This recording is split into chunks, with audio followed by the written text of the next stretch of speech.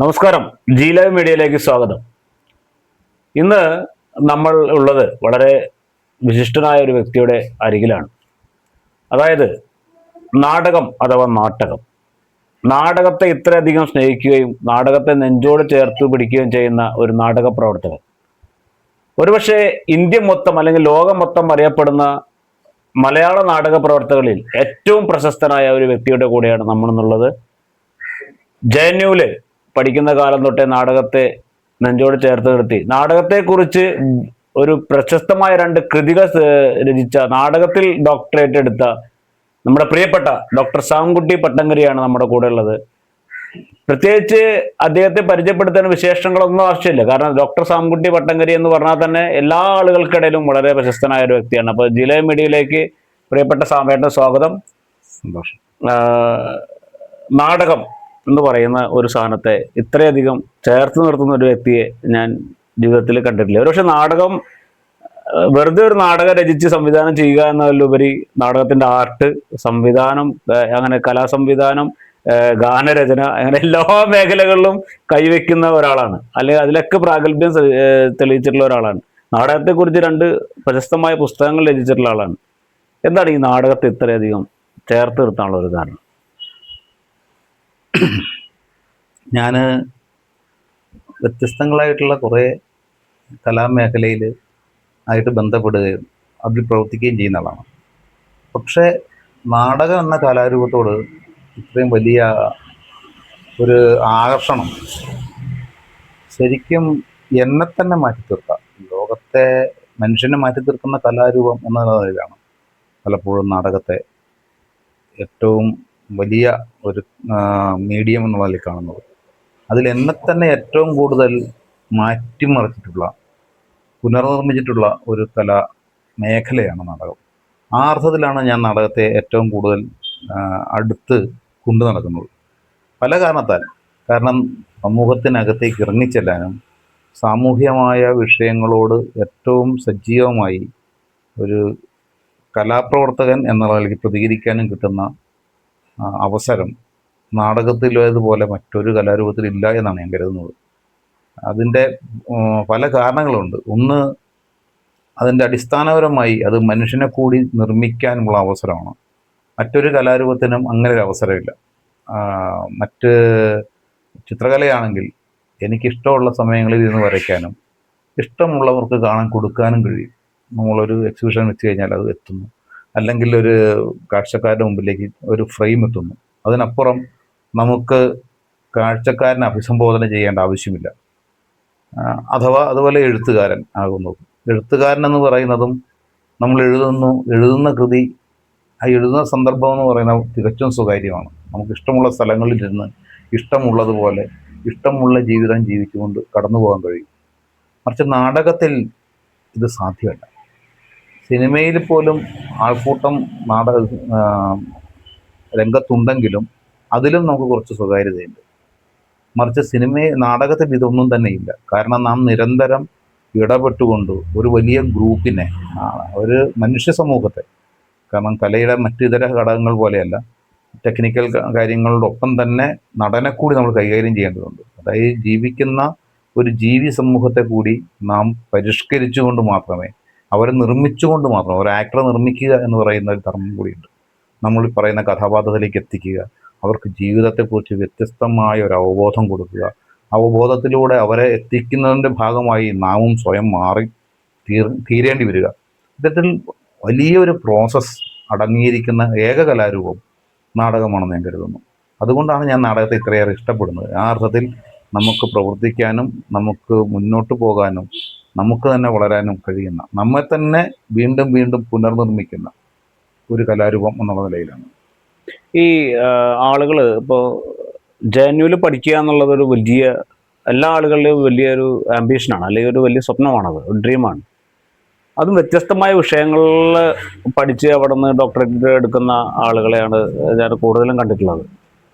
നാടകത്തെ ബേസ് ചെയ്തുകൊണ്ട് ജെഎൻയുവിൽ പ്രവർത്തിക്കുകയും പഠിക്കുകയും നാടകത്തെക്കുറിച്ച് തന്നെ ഇന്ത്യയിലെ തന്നെ ഏറ്റവും വിശിഷ്ടമായ രണ്ട് ഗ്രന്ഥങ്ങൾ രചിക്കുകയും ചെയ്തിട്ടുള്ള വ്യക്തിയാണ് സാമേട്ടൻ.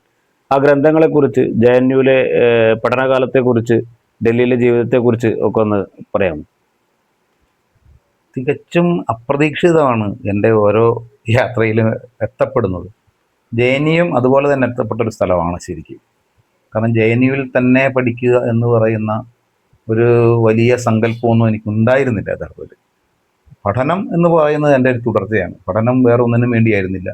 കാരണം ചിത്രകലയിലെ പഠനം ഒരു 5 വർഷത്തെ ചിത്രകലയുടെ ഡിഗ്രി എടുത്തതിന് ശേഷം ആണ് ഞാൻ തിയേറ്ററിലേക്ക് വരുന്നത്. അതും തുടർച്ചയില്ല. ഓരോ പഠനം കഴിഞ്ഞ് പിന്നെ വലിയൊരു അലച്ചിലുമായിട്ട് ഇങ്ങനെ ഒരു വലിയൊരു സമയം കേരളത്തിൽ ഉടനീളം, കേരളത്തിൽ മാത്രമല്ല അങ്ങനെ അലഞ്ഞ് നടന്നതിന് ശേഷം ഏതോ ഒരു സന്ദർഭത്തിൽ വീണ്ടും വന്ന് അടുത്ത കോഴ്സിലേക്ക് ചേരുന്നു. കാരണം ഇപ്പോൾ നാടകത്തിൽ ചെയ്യുന്നതിന് മുമ്പ്, നാടകത്തിലേക്ക് എത്തുന്നതിന് മുൻപ്, നാടകത്തിൽ വിദ്യാർത്ഥിയായി എത്തുന്നതിന് മുമ്പ് ഞാനൊരു 60ഓളം നാടകങ്ങൾ സംവിധാനം ചെയ്തിട്ടുണ്ട്. അതിനൊക്കെ ശേഷം അത് ഏകദേശം നാടകത്തിനകത്തൊരു വലിയ രീതിയിൽ ഇടപെട്ടുകൊണ്ടിരിക്കുന്ന ഒരു കാലത്താണ് ഒത്തിരിയേറെ നാടകങ്ങൾക്ക് സെറ്റുണ്ടാക്കി കഴിഞ്ഞതിനൊക്കെ ശേഷമാണ് ഞാൻ അങ്ങനെ നാടകക്കാരനായി അറിയപ്പെടുന്ന കാലത്താണ് അതിനെക്കുറിച്ച് പഠിക്കാനായിട്ട് സ്കൂൾ ഓഫ് ഡ്രാമ ചേരുന്നത്. ചിത്രകലയിലും അങ്ങനെ തന്നെയായിരുന്നു. കാരണം ചിത്രകലയിൽ ഇപ്പോൾ നാട്ടിലെ നമുക്കൊരു എന്താണ് വലിയൊരു ചിത്രം വരയ്ക്കുക എന്ന് പറഞ്ഞാൽ ചിത്രകാരൻ നാട്ടിൽ വലിയ ആളായിരിക്കുമല്ലോ. ആ അർത്ഥത്തിൽ വലിയ 10ഉം 16ഉം 20ഉം അടി പൊക്കമുള്ള കട്ടൗട്ടുകൾ വരയ്ക്കുന്ന ഒരു കാലത്താണ് ചിത്രകാരൻ എന്നെല്ലാവരും വിളിക്കുന്നത്. അങ്ങനെയാണെങ്കിൽ ചിത്രകല പഠിക്കാം, എന്താണ് ഈ ചിത്രം വരയ്ക്കുന്നതെന്ന് അറിയണം. അങ്ങനെ ചിത്രകല പഠിക്കാൻ ഇറങ്ങിയതാണ് അക്കാഡമിക് ഒരു മേഖല എന്നുള്ള നിലയിൽ. 5 വർഷം കോഴ്സ് കഴിഞ്ഞിറങ്ങിയതിന് ശേഷം പിന്നെ ചിത്രകലയിൽ നിന്നും അത് എൻ്റെ ദൃശ്യബോധത്തിനകത്ത് കുറച്ചുകൂടി ചലനാത്മകമായി എന്ന് കരുതുന്നതാണ് കുറച്ചുകൂടി നല്ലതെന്ന് തോന്നുന്നു. കാരണം ചിത്രകലയിൽ പഠിക്കുന്ന കാലത്ത് ഞാൻ നാടകം ചെയ്യുന്നുണ്ട്. പക്ഷേ ചിത്രകലയുടെ സമയത്ത് നമ്മളൊരു ഫ്രെയിമിൽ ചെയ്യുന്നതിൽ നിന്നും ദൃശ്യങ്ങൾ ചലനാത്മകമാകുക എന്ന് പറയുന്നൊരു പ്രക്രിയ എൻ്റെ ഉള്ളിൽ എവിടെയോ വലിയ രീതിയിൽ ബാധിക്കുകയുണ്ടായിട്ടുണ്ട്. അതൊരു ഫ്രെയിമിനപ്പുറത്തേക്ക് അത് സഞ്ചരിച്ചു തുടങ്ങുന്നൊരു കാലത്താണ് ഞാൻ നാടകത്തിലേക്ക് അത്രയും സജീവമായി ഇടപെടാൻ തോന്നുന്നത്. അങ്ങനെ നാടകത്തിൽ ഇടപഴകി അതിലൂടെ വരുന്നൊരു ഘട്ടത്തിലാണ്. കാരണം ഇതിൻ്റെ മറ്റു ഒത്തിരി മേഖലകൾ, വളരെ സാങ്കേതികമായ വലിയ മേഖലകളുണ്ട്. അലഞ്ഞലഞ്ഞ് നടന്ന് ഈ സാങ്കേതിക മേഖലകൾ അന്വേഷിച്ച് നമ്മൾ എത്തുന്ന ഒരു സന്ദർഭത്തിൽ നിന്നാണ് ശരിക്കും പറഞ്ഞാൽ സ്കൂൾ ഓഫ് ഡ്രാമയിലേക്ക് എത്തപ്പെട്ടു പോകുന്നത്. നാടകത്തെക്കുറിച്ചുള്ള അന്വേഷണത്തിൻ്റെ ഒരു തുടർച്ചയിലാണ് സ്കൂൾ ഓഫ് ഡ്രാമയിൽ തന്നെ എത്തുന്നത്. സ്കൂൾ ഓഫ് ഡ്രാമയിൽ നിന്നും പഠനത്തിൻ്റെ ഒരു ബാക്കി പത്രം എന്നുള്ള നിലയിലാണ് ഞാൻ ഡൽഹിയിലേക്ക് നാടകമായിട്ട് എത്തുന്നത്. ഡൽഹിയിലെ നാടകത്തിൽ എത്തപ്പെടുന്നത് വയലാ വാസുദേവൻപിള്ള സാറിൻ്റെ അഗ്നി ഞാനിവിടെ രംഗചേതനയ്ക്ക് വേണ്ടി ചെയ്യുന്നു. അത് ഇൻ്റർനാഷണൽ ഫെസ്റ്റിവലിൽ പെർഫോം ചെയ്യുന്നു. ഇൻ്റർനാഷണൽ ഫെസ്റ്റിവലിൽ പങ്കെടുക്കാൻ വേണ്ടിയാണ് ഞാൻ എത്തുന്നത്. ആ നാടകം ആ കാലഘട്ടത്ത് വലിയ രീതിയിൽ ആൾക്കാരുടെ പ്രശംസ പിടിച്ചു പറ്റുകയുണ്ടായി. അതിൻ്റെ തുടർച്ചയിലാണ് പ്രളയം ചെയ്യാൻ വേണ്ടിയിട്ട് 25ാം വർഷം ജനസംസ്കൃതിയുടെ 25ാം വർഷത്തിൻ്റെ ഭാഗമായി അത് ചെയ്യാൻ വേണ്ടി എന്നെ ക്ഷണിക്കുന്നത്. ഓംചേരി സാർ തന്നെയാണ് വിളിക്കുന്നത്. അങ്ങനെ ആ നാടകത്തിൻ്റെ പ്രവർത്തനം നടക്കുന്ന ഒരു സന്ദർഭത്തിലാണ്. കാരണം എൻ്റെ റിസർച്ച് ഒരു സൈഡിൽ ഇവിടെ രജിസ്റ്റർ ചെയ്തിട്ടുണ്ട്. എൻ്റെ വിഷയം തന്നെ കുറച്ച് വ്യത്യസ്തമായൊരു വിഷയമായിരുന്നു ഞാൻ എടുക്കാനായിട്ട് ആഗ്രഹിച്ചതും. അതിൻ്റെ സിനോപ്സിസിൻ്റെ വർക്കുകളൊക്കെ നിൽക്കുന്ന ഒരു സന്ദർഭമാണത്. അപ്പോൾ ആ സമയത്താണ് ജെ ഞാൻ പരിചയപ്പെടുന്നത്. ജെ അന്തരീക്ഷം എന്നെ വലിയ രീതിയിൽ സ്വാധീനിക്കുകയുണ്ടായി. കാരണം അവിടെ ഏറ്റവും പുതിയ രീതിയിൽ നമുക്ക് അന്വേഷിച്ച് പോകാനുള്ളൊരു ഇടമായിട്ട് എനിക്ക് തോന്നി ആ ക്യാമ്പസ്. അങ്ങനെയാണ് ജെ അപ്ലൈ ചെയ്യാൻ തീരുമാനിക്കുന്നത്. തികച്ചും അപ്രതീക്ഷിതമാണ്. പക്ഷേ എൻ്റെ ആ വിഷയത്തോടുള്ള ഒരു സമീപനം എൻ്റെ ഗൈഡ് എച്ച് ശിവപ്രകാശായിരുന്നു. അദ്ദേഹം ഇന്ത്യൻ ലിറ്ററേച്ചറിൻ്റെ എഡിറ്ററും ഒക്കെ ആയിരുന്ന കവിയായ നാടകകൃത്തായ കർണാടകക്കാരനായിട്ടുള്ള ശിവ ആണ് എൻ്റെ ഗൈഡായിട്ട് വരുന്നത്. അദ്ദേഹത്തിന് എൻ്റെ സബ്ജക്റ്റിനോടുള്ള ആ ഒരു അനുഭാവം ഇഷ്ടപ്പെടുകയും അദ്ദേഹം എൻ്റെ ഡയറക്റ്റ് PhD ആണ്. ഞാൻ ടെസ്റ്റ് ഇൻ്റർവ്യൂ എടുക്കേണ്ടി വന്നില്ല. കാരണം ജെഎൻയുവിൽ അന്ന് ഡയറക്റ്റ് PhD എന്ന് പറഞ്ഞൊരു ഓപ്ഷൻ ഉണ്ട്. പ്രൊഫസർ നേരിട്ട് ഒരു വിദ്യാർത്ഥിയെ സ്വീകരിക്കുകയാണെങ്കിൽ അവർക്ക് അഡ്മിഷനും മറ്റ് ടെസ്റ്റോ ഇൻ്റർവ്യൂ എടുക്കേണ്ട ആവശ്യമില്ല. അങ്ങനെയാണ് എൻ്റെ അഡ്മിഷൻ നടക്കുന്നത്. എൻ്റെ സബ്ജക്റ്റ് തന്നെ അങ്ങനെയായിരുന്നു. കാരണം ഞാൻ കൾച്ചറൽ ജസ്റ്റിസ് എന്ന് പറയുന്ന ഒരു പുതിയ മേഖലയാണ് തുറന്നിട്ട് എൻ്റെ PhD ചെയ്തിട്ടുള്ളത്. കാരണം ജസ്റ്റിസ് എങ്ങനെയാണ് നമ്മളുടെ കൾച്ചറിനകത്ത്, സംസ്കാരത്തിനകത്ത് എങ്ങനെയാണ് ജസ്റ്റിസ് ഫങ്ഷൻ ചെയ്യുന്നത്, അത് തിയേറ്ററിൽ വെച്ചുകൊണ്ട് പരിശോധിക്കുകയും അതിൻ്റെ ഒരു പുതിയ തിയറി തയ്യാറാക്കുകയാണ് ഞാൻ ചെയ്തിട്ടുള്ളത്. എങ്ങനെയാണ് ജസ്റ്റിസിൻ്റെ എലമെൻറ്റുകൾ, എങ്ങനെയാണ് ഒരു നമ്മുടെ വിഷ്വൽ കൾച്ചറിൽ അല്ലെങ്കിൽ ഓറൽ കൾച്ചറിൽ അത് പ്രവർത്തിക്കുന്നത്. അങ്ങനെ ഒരു പുതിയ മേഖലയാണ് ഞാൻ ചെയ്യുന്നത്. അത് അത് ആവശ്യമാണെന്ന് എനിക്ക് തോന്നിയതിൻ്റെ കാരണം ഞാൻ വിവിധങ്ങളായിട്ടുള്ള നാടകങ്ങൾ വിവിധ ഭാഷയിൽ, കാരണം കർണാടകയിൽ തന്നെ ഞാൻ വളരെയേറെ നാടകങ്ങൾ ചെയ്തിട്ടുണ്ട് ആ സമയത്ത് തന്നെ, ഈ കേരളത്തിലായാലും ചെയ്തിട്ടുണ്ട്.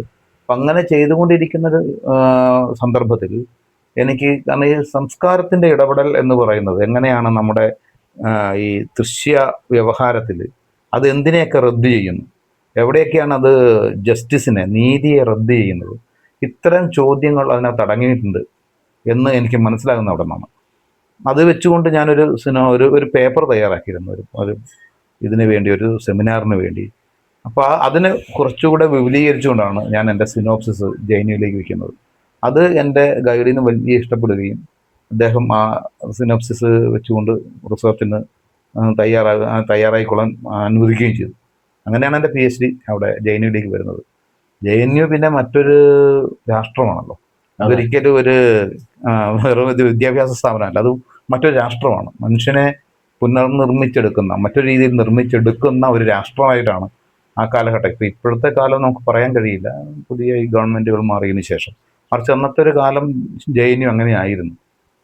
ഒരുപക്ഷെ എൻ്റെ കാഴ്ചബോധത്തെ തന്നെ വലിയ രീതിയിൽ മാറ്റപ്പെടാൻ കാരണമായി തീർന്നുണ്ട് JNUവിൻ്റെ ജീവിതം എന്ന് പറയുന്നത്. കാരണം വിവിധങ്ങളായിട്ടുള്ള ലോകത്തെ വിവിധ ദർശനങ്ങളെ അതിൻ്റെ യഥാർത്ഥ പ്രയോക്താക്കളിലൂടെ തന്നെ തിരിച്ചറിയാൻ കഴിയുന്ന അവസരം, അതുപോലെ തന്നെ അതിൻ്റെ പ്രയോഗങ്ങളെ നേരിട്ട് അനുഭവിക്കാൻ കഴിയുന്ന അവസരം, ഇത്തരത്തിൽ വളരെ വിപുലമായ ഒരു സാധ്യത JNU പോലൊരു ക്യാമ്പസ് തുറന്നു വരുന്നുണ്ട്. പ്രത്യേകിച്ചും ആർട്ടിലേക്ക് വരുന്നവർ വിരളമാകുന്ന സ്ഥലത്ത് ആർട്ടിൽ നിന്നുകൊണ്ട് ഇത്തരം കാര്യങ്ങളുടെ സൂക്ഷ്മതയിലേക്ക് പോകാൻ എന്നെ പഠിപ്പിച്ചു. കാരണം അത് രണ്ട് കാര്യങ്ങളാണ്. ഒന്ന്, റിസർച്ചിൻ്റെ സൂക്ഷ്മത, അത് എത്രമാത്രം തിയേറ്ററിൽ കൊണ്ടുവരാൻ പറ്റും എന്നെനിക്ക് പഠിക്കാൻ കഴിഞ്ഞത് JNUവിൻ്റെ ഒരു എക്സ്പീരിയൻസ് വളരെ വലുതാണ്. ഇവിടുത്തെ ഇപ്പം NSD പോലുള്ള ക്യാമ്പസുകളിൽ ഞാൻ പോയി വർക്ക് ചെയ്യുന്നു, റിസോഴ്സ് പേഴ്സണായിട്ട് വർക്ക് ചെയ്യുന്നു. NSDയുടെ ക്യാമ്പസിൽ, അത് നോർത്ത് ഈസ്റ്റ് എക്സ്റ്റൻഷൻ പ്രോഗ്രാമുകളിൽ ഒക്കെ തന്നെ ഇങ്ങനെ വർക്ക് ചെയ്യുന്ന സമയത്തും, അതായത് അതിൻ്റെ പ്രാക്ടീസിനോടൊപ്പം തന്നെ റിസർച്ചിൻ്റെ സൂക്ഷ്മതയോടുകൂടി എങ്ങനെ ആർട്ടിൽ സമീപിക്കാം എന്നെനിക്ക് പലപ്പോഴും അതിൻ്റെ വലിയ രീതിയിൽ ചെയ്യാൻ കഴിഞ്ഞിട്ടുള്ളതിൻ്റെ ഒരു പ്രധാനപ്പെട്ട കാരണം JNU. അതാണ് JNUവിനെ എനിക്ക് കൂടുതൽ പറയാനുള്ളത്, ചേർത്ത് നിർത്തുന്നത്. അതിൻ്റെ കൂടെ പിന്നെ അതിനുശേഷം ഒരുപക്ഷെ JNU കഴിഞ്ഞതിന് ശേഷം മറ്റൊന്നിലേക്കും കൂടുതൽ പോകാതിരിക്കാനും വേറെ ഒന്നിൻ്റെ ആവശ്യമില്ല. ഞാൻ ചെയ്യുന്ന മേഖലയിൽ എനിക്ക് അതിലൂടെ അന്വേഷിച്ച് പോകാനുണ്ട്. അതായിരിക്കും ഒരുപക്ഷെ കുറച്ചുകൂടെ വേണ്ടത്, ബാക്കിയുള്ളതിൻ്റെ പിന്നാലെ നടക്കലല്ല എന്ന് കൂടുതൽ തോന്നി തുടങ്ങിയതും JNUവിലെ ഒരു തുടർച്ചയാണെന്ന് ഞാൻ കരുതുന്നു. അതേപോലെ തന്നെ സിനിമ ഫീൽഡിലെ ഞാൻ സിനിമയിൽ വർക്ക് ചെയ്തിട്ടുണ്ട്, കുറേയേറെ പല രീതിയിലും സിനിമയിൽ വർക്ക് ചെയ്തിട്ടുണ്ട്. ആർട്ട് ഡയറക്ടറായിട്ട്, സ്ക്രിപ്റ്റായിട്ട്, അല്ലെങ്കിൽ ആക്ടറായിട്ടൊക്കെ തന്നെ വർക്ക് ചെയ്തിട്ടുണ്ട്. പക്ഷേ സിനിമയിലേക്ക് കൂടുതൽ സമയം നിൽക്കുന്നതിനേക്കാൾ സിനിമ എന്നെ അത്രയും ആ രീതിയിൽ വലിച്ചടിപ്പിച്ചിട്ടില്ല എന്ന് ഞാൻ കരുതുന്നു. അതിൻ്റെ ഒരു കാരണം, സിനിമ കുറച്ചുകൂടി സാങ്കേതികമായൊരു കലയാണ്. നമുക്ക് നടന്മാരെ നിർമ്മിക്കുമ്പോഴും മനുഷ്യനെ നേരിട്ട് നിന്നുകൊണ്ട് അഭിസംബോധന ചെയ്യുമ്പോഴും തിയേറ്ററിന് കിട്ടുന്ന ആ സന്തോഷം സിനിമയ്ക്കില്ല എന്ന് എനിക്ക് തോന്നുന്നു. കാരണം അത് കുറച്ചുകൂടി സാമ്പത്തിക വിനിമയം കൂടുതലുള്ള, അതായത് ബിസിനസ്സിൻ്റെ ഒരു വലിയ മേഖല കൂടി ആയതുകൊണ്ട് അതിൻ്റേതായിട്ടുള്ള ഗുണങ്ങളും ദോഷങ്ങളും അതടങ്ങിയിട്ടുണ്ട്. ആ കലയെന്നുള്ള നിലയ്ക്ക്, ഒരു കലാപ്രവർത്തകൻ എന്നുള്ള നിലയിൽ, ജനങ്ങളോട് നേരിട്ട് ഇടപെടുന്ന കലാരൂപം എന്നുള്ള നിലയിലാണ് എനിക്ക് ആ നാടകത്തോട് ഇത്രയേറെ ആകർഷണം തോന്നിയിട്ടുള്ളത്. അത് സിനിമയ്ക്ക് തരാവുന്നതല്ല. ഈ സമൂഹത്തോട് സംവദിക്കാൻ, അല്ലെങ്കിൽ സമൂഹത്തിന് മുമ്പിൽ ഒരു നമ്മൾക്ക് സന്ദേശം വെക്കാൻ വേണ്ടിയിട്ട് സിനിമയേക്കാൾ ഉപരി നാടകമാണ് ഏറ്റവും വലിയ ഒരു ആയുധം, അല്ലെങ്കിൽ ഏറ്റവും വലിയൊരു പ്രതിരോധം എന്ന് വിശ്വസിക്കുന്നുണ്ടോ? രണ്ട് കാര്യമുണ്ട്. സിനിമ സ്വാധീനിക്കുന്നതിനേക്കാൾ, സിനിമ സ്വാധീനിക്കുന്നതിൻ്റെ പിന്നിൽ സിനിമയുടെ സ്വാധീനത്തിൻ്റെ അവസരങ്ങൾ തന്നെ വേറെയാണ്. കാരണം അതൊരു ഇൻഡസ്ട്രി ആയതുകൊണ്ട് അതിന് അത്തരത്തിൽ നമുക്ക് ഈ നാടകത്തിൽ ഇടപെടുന്നത് പോലെ നേരിട്ട് ഇടപെടാനുള്ള സാധ്യത കുറവുണ്ട് സിനിമയെ സംബന്ധിച്ചിടത്തോളം. സിനിമ വേറൊരു ആൾക്കൂട്ടത്തെ സൃഷ്ടിക്കുന്ന കലയാണ്. തീർച്ചയായിട്ടും അതിനകത്ത് നടന്മാർക്കൊക്കെ കിട്ടുന്നത്, കാരണം അവർ നമുക്ക് പുറത്തു നിൽക്കുന്ന എന്തോ ഒരു അത്ഭുത സംഭവം പോലെയാണ് ശരിക്കും അവർ പ്രേക്ഷകരെ സ്വാധീനിക്കുന്നത് തന്നെ നമ്മളൊന്ന് നോക്കിക്കഴിഞ്ഞാൽ. പക്ഷെ നാടകം കുറച്ചുകൂടി അങ്ങനെയല്ല. നാടകത്തിനകത്ത് ആ പുറത്ത് കാണുന്ന പ്രേക്ഷകൻ മാത്രമല്ല നാടകം. അതാണ് നാടകപ്രവർത്തനത്തിൻ്റെ കലാപ്രവർത്തനത്തെ നമ്മൾ കൂടുതൽ ഇഷ്ടപ്പെടുത്തുന്നതാകും.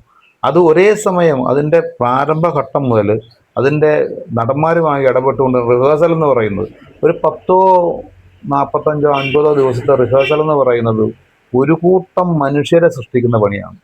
ഒരു കൂട്ടം മനുഷ്യർ എങ്ങനെ ഇടപഴകണം എന്ന് പറയുന്ന ഒരു പുതിയ വ്യവഹാര രീതി അവിടെ രൂപപ്പെട്ടു വരുന്നുണ്ട്. ഓരോ പ്രദേശത്തും ഓരോ നാടകം നടക്കുമ്പോഴും അറിഞ്ഞോ അറിയാതെയോ അങ്ങനെ ഒരു സവിശേഷമായ ഒരു വ്യവഹാര രീതി തന്നെ ഒരു നാടകത്തിൻ്റെ പ്രവർത്തനത്തിന് സമയത്ത് ഒരു നാടകം കളിച്ചു തുടങ്ങുമ്പോൾ തന്നെ ഇങ്ങനൊരു ഒരു വലിയ മാറ്റം അതൊരു സാമൂഹിക പ്രവർത്തനം കൂടിയാണ്. ഞാൻ അങ്ങനെയാണ് അതിനെ കാണുന്നത്. അതാണ് അതിൻ്റെ പ്രേക്ഷകർ മാത്രമല്ല അത്. നമുക്ക് ഏറ്റവും അറിയാമല്ലോ, നാടകം കഴിഞ്ഞിട്ട് എത്രയോ വർഷങ്ങൾക്ക് മുമ്പ് നാടകം കളിച്ചവർ തമ്മിൽ ഇപ്പോഴും വിളിച്ചുകൊണ്ടിരിക്കും. വർഷങ്ങൾക്ക് ശേഷം അവർ വിളിച്ചുകൊണ്ടിരിക്കും. അവർക്കിടയിൽ ഒരു പ്രത്യേക വ്യവഹാര രീതിയും ഒരു പ്രത്യേക കമ്മ്യൂണിക്കേഷനും രൂപപ്പെടും. മറ്റൊരു കലയ്ക്കതില്ല. മറ്റൊരു കലയിൽ ഉണ്ടാകുന്നില്ല. ഇത് സിനിമ ഒരു ഷൂട്ടിംഗ് കഴിഞ്ഞ് ലൊക്കേഷനിൽ നിന്ന് പോയി, അവർ പിരിഞ്ഞുപോയി. ടെക്നീഷ്യൻസ് വന്നു, ആ പ്രൊഡക്ഷൻ കഴിഞ്ഞു, അവർ പിരിഞ്ഞുപോയി. അവിടെ വേറൊരു ബന്ധവും സൃഷ്ടിക്കപ്പെടുന്നില്ല. പക്ഷെ നാടകത്തിനകത്ത് നോക്കിക്കോളും, നാടകത്തിനകത്ത് ആ ഒരു കൂട്ടായ്മയിൽ വന്നുപെട്ടവരെല്ലാം തമ്മിൽ അവരൊരു സവിശേഷമായൊരു കമ്മ്യൂണിക്കേഷൻ സിസ്റ്റമോ ഒരു ജീവിതക്രമമോ ഒക്കെ, അതായത് ഇതൊരു ജീവിതക്രമം കൂടിയായി മാറും. ഇത്തരത്തിലൊരു സാമൂഹ്യ പ്രവർത്തനത്തിൻ്റെ മേഖല നാടകത്തിനുണ്ട്. അത് മറ്റിതര കലകൾക്കില്ല. അത് കാണാൻ പോകുന്ന ആളുകൾ നാടകത്തിന് ഈ പണ്ട് ഉണ്ടായിരുന്ന, അതായത് ഒരു കാലഘട്ടത്തിൽ ഉണ്ടായിരുന്ന അത്രയും അധികം ഒരു സ്വീകാര്യത ഇന്ന് നാടകത്തിനുണ്ടെന്ന് വിശ്വസിക്കുന്നുണ്ടോ? സ്വീകാര്യതയ്ക്ക് കുറഞ്ഞതൊന്നല്ല തരത്തില്. നമ്മളുടെ ആ ഒരു മേഖല വലുതായി പോയതിൻ്റെ ഒരു പ്രശ്നമുണ്ട്. ഇന്ന് നമ്മൾ ചിന്തിക്കുന്ന മേഖല പണ്ട് നമ്മൾ നാലിച്ച് നോക്കും. ഒരു 20-30 വർഷം മുമ്പ് നമ്മൾ നാടിനെ കുറിച്ച് ആലോചിച്ച് കഴിഞ്ഞാൽ ഒരു 10 കിലോമീറ്റർ ചുറ്റളവിനപ്പുറത്തേക്ക് നമ്മൾ നാട് എന്നുള്ള സങ്കല്പം പോകില്ല. അത്രയും ചുരുങ്ങും നമ്മൾ നാടിൻ്റെ. എൻ്റെ നാട്ടിലെ എന്ന് പറഞ്ഞാൽ അത്രയേ ഉള്ളൂ. ഇന്ന് നമ്മളുടെ ഒരു ദിവസം പോലും ഒരു 10 കിലോമീറ്റർ ചുറ്റളവിലല്ല, ലോകത്തിനകത്താണ്. കാരണം നമ്മൾ ലോകത്തിന് അങ്ങേയറ്റം മുതൽ ഇങ്ങേയറ്റം വരെയുള്ള കാര്യങ്ങൾ കണക്ട് ചെയ്യുന്നു, വിളിക്കുന്നു, നമ്മളുടെ ബന്ധപ്പെടുന്നവർ തന്നെ. ആ വ്യവഹാരത്തിൻ്റെ മണ്ഡലം വളർന്നതിൻ്റെ ഒരു പ്രശ്നം ഈ എല്ലാ രൂപങ്ങളിലും ബാധിച്ചിട്ടുണ്ട്. അത് നാടകത്തെ മാത്രമല്ല, എല്ലാ രൂപത്തെയും ബാധിച്ചിട്ടുണ്ട്.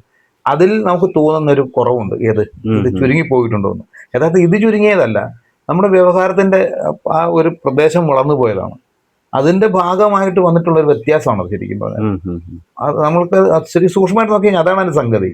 നാടകത്തിന് ഇപ്പോഴും ഉണ്ട്. നാടകത്തിൻ്റെ ഇപ്പം നോക്കൂ, നാടകം അതേപോലെ തന്നെ കലാരൂപം, പക്ഷേ പഴയ നാടകമായിട്ട് നിൽക്കാൻ കഴിയില്ല.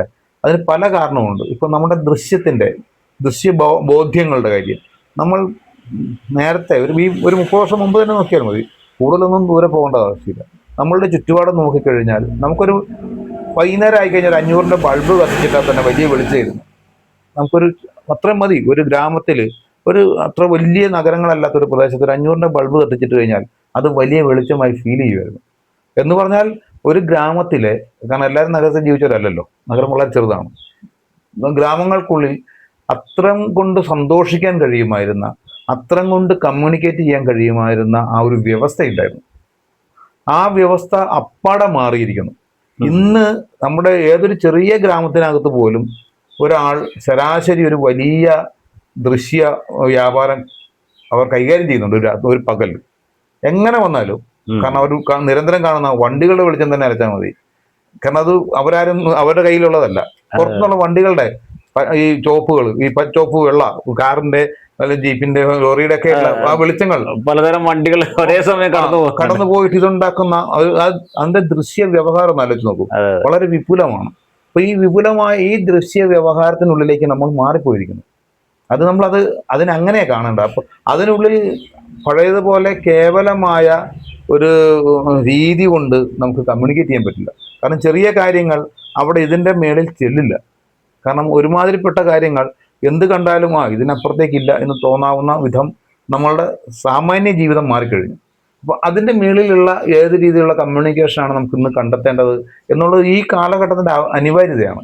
ഈ രീതിയിലുള്ളൊരു മാറ്റമാണ്. ഇതായത് അടിസ്ഥാനപരമായി ഇത്തരത്തിലുള്ള മാറ്റങ്ങൾ എല്ലാ രൂപത്തിലും വന്ന് ഭവിച്ചിട്ടുണ്ട്. എല്ലാ നാടകത്തിൽ മാത്രമല്ല. നാടകത്തിന് ഇത് കുറച്ചുകൂടി പ്രശ്നമായി മാറുന്നത് കഴിഞ്ഞാൽ നാടകത്തിൽ വലുതാക്കാൻ വേറെ ഓപ്ഷൻ ഇല്ലല്ലോ. നടനെ വലുതാക്കാൻ പറ്റില്ല. മറ്റു സാങ്കേതികത്വം കൊണ്ട് മാത്രമേ അത് വലുതാക്കാൻ പറ്റൂ. സിനിമയ്ക്കകത്താണ് നമുക്ക് ക്ലോസപ്പ് കൊണ്ട് വലുതാക്കാം, അല്ലെങ്കിൽ ഏറ്റവും കുറഞ്ഞ ഫ്രെയിം കൊണ്ട് വലുതാക്കാം, അങ്ങനെ പല ഓപ്ഷൻ വന്നേക്കാം. നടന്ന ആ ഓപ്ഷൻ ഇല്ലാത്തതുകൊണ്ട് നമ്മൾ ഇതിന്റെ മറ്റു കാര്യങ്ങൾ കൊണ്ട് ഇതിനെ വലുതാക്കേണ്ടി വരും, വിപുലീകരിക്കേണ്ടി വരും, ദൃശ്യതയെ വിപുലീകരിക്കേണ്ടി വരും. ദൃശ്യതയ്ക്ക് ഒരു എസ്തറ്റിക്സ്, ഒരു സൗന്ദര്യ ബോധ്യം അവിടെ നിർമ്മിച്ചെടുക്കേണ്ടി വരും. പഴയ ബോധ്യങ്ങളല്ലാത്ത ഒരു സവിശേഷ ബോധ്യങ്ങൾ നിർമ്മിച്ചെടുക്കുക എന്നുള്ളൊരു കർമ്മം കൂടി നമുക്ക് എക്സ്ട്രാ വന്നു ചേർന്നിട്ടുണ്ട് ഈ കാലത്തേക്ക് വന്നപ്പോൾ. ഇനി ഇതിനെയും ഇത് മാറാതിരിക്കില്ല, മാറിയില്ല എന്നൊന്നും വിചാരിക്കേണ്ട. ഇപ്പോൾ ഉദാഹരണം പറഞ്ഞു കഴിഞ്ഞാൽ, ഇപ്പൊ ചിത്രകല വളർന്നു വരുന്നൊരു സമയത്ത് ചിത്രകലയ്ക്കകത്ത് ക്യാമറ കണ്ടുപിടിച്ചതോടുകൂടി സംഭവം മാറി. കാരണം നേരിട്ട് അതേപടി കാണാൻ ഇനി നിന്ന് വേണ്ട എന്ന് പറയുന്ന ഒരു ദൃശ്യ സാധ്യത അവിടെ കടന്നു വന്നു. അവിടെ ടെക്നോളജി അത് ചെയ്തോളൂ, ഇനി നിങ്ങൾ ആവശ്യമില്ലോട്. അപ്പം ചിത്രകാരന് വേറെ പണി ആവശ്യം വന്നു, ഇതല്ലാത്ത ഒരു പണി അവിടെ ആവശ്യം വന്നു. അതുവരെ റിയലിസ്റ്റിക്കായി വരയ്ക്കുന്നവൻ വലിയ പ്രധാനപ്പെട്ട ആളായിരുന്നു. ക്യാമറ വന്നതോടുകൂടി ആ ഓപ്ഷൻ മാറി. ചിത്രകാരൻ വേറൊരു ഓപ്ഷൻ കണ്ടുപിടിക്കേണ്ടി വരികയാണ്. ഇതേപോലെ തിയേറ്റർ ആണെങ്കിലും, തിയേറ്ററിനകത്ത് ഇപ്പം നമ്മൾ നാടകം പറയുന്നതുകൊണ്ട് ആലോചിച്ച് നോക്കുക. ലോകത്ത് നാടകം വേദി ആരംഭിക്കുന്ന കാലത്ത് വെളിച്ചം എന്ന് പറയുന്ന സങ്കല്പം എന്ന് പറഞ്ഞാൽ പകലുണ്ടാകുന്ന ഈ സൂര്യപ്രകാശം മാത്രമാണ്. സൂര്യപ്രകാശം അല്ലാതെ ഉള്ളതെന്ന് പറഞ്ഞു കഴിഞ്ഞാൽ നമ്മുടെ ചൂട്ടുകറ്റകളോ അല്ലെങ്കിൽ അങ്ങനെയുള്ള വെളിച്ചങ്ങളും പന്തങ്ങളോ മാത്രമാണ്. അപ്പോൾ ഈ ചൂട്ടുകറ്റകൾക്കും പന്തങ്ങൾക്കും കൊടുക്കാൻ പറ്റുന്ന വ്യവഹാരം വളരെ ചെറുതാണ്. അതുകൊണ്ട് ഈ പറയുന്ന ഗ്രീക്ക് നാടകങ്ങളുടെ കാലം നോക്കൂ, ഗ്രീക്ക് രചനകളെല്ലാം എഴുതപ്പെട്ടിരിക്കുന്നത് പകല് കളിക്കാൻ വിധമാണ്.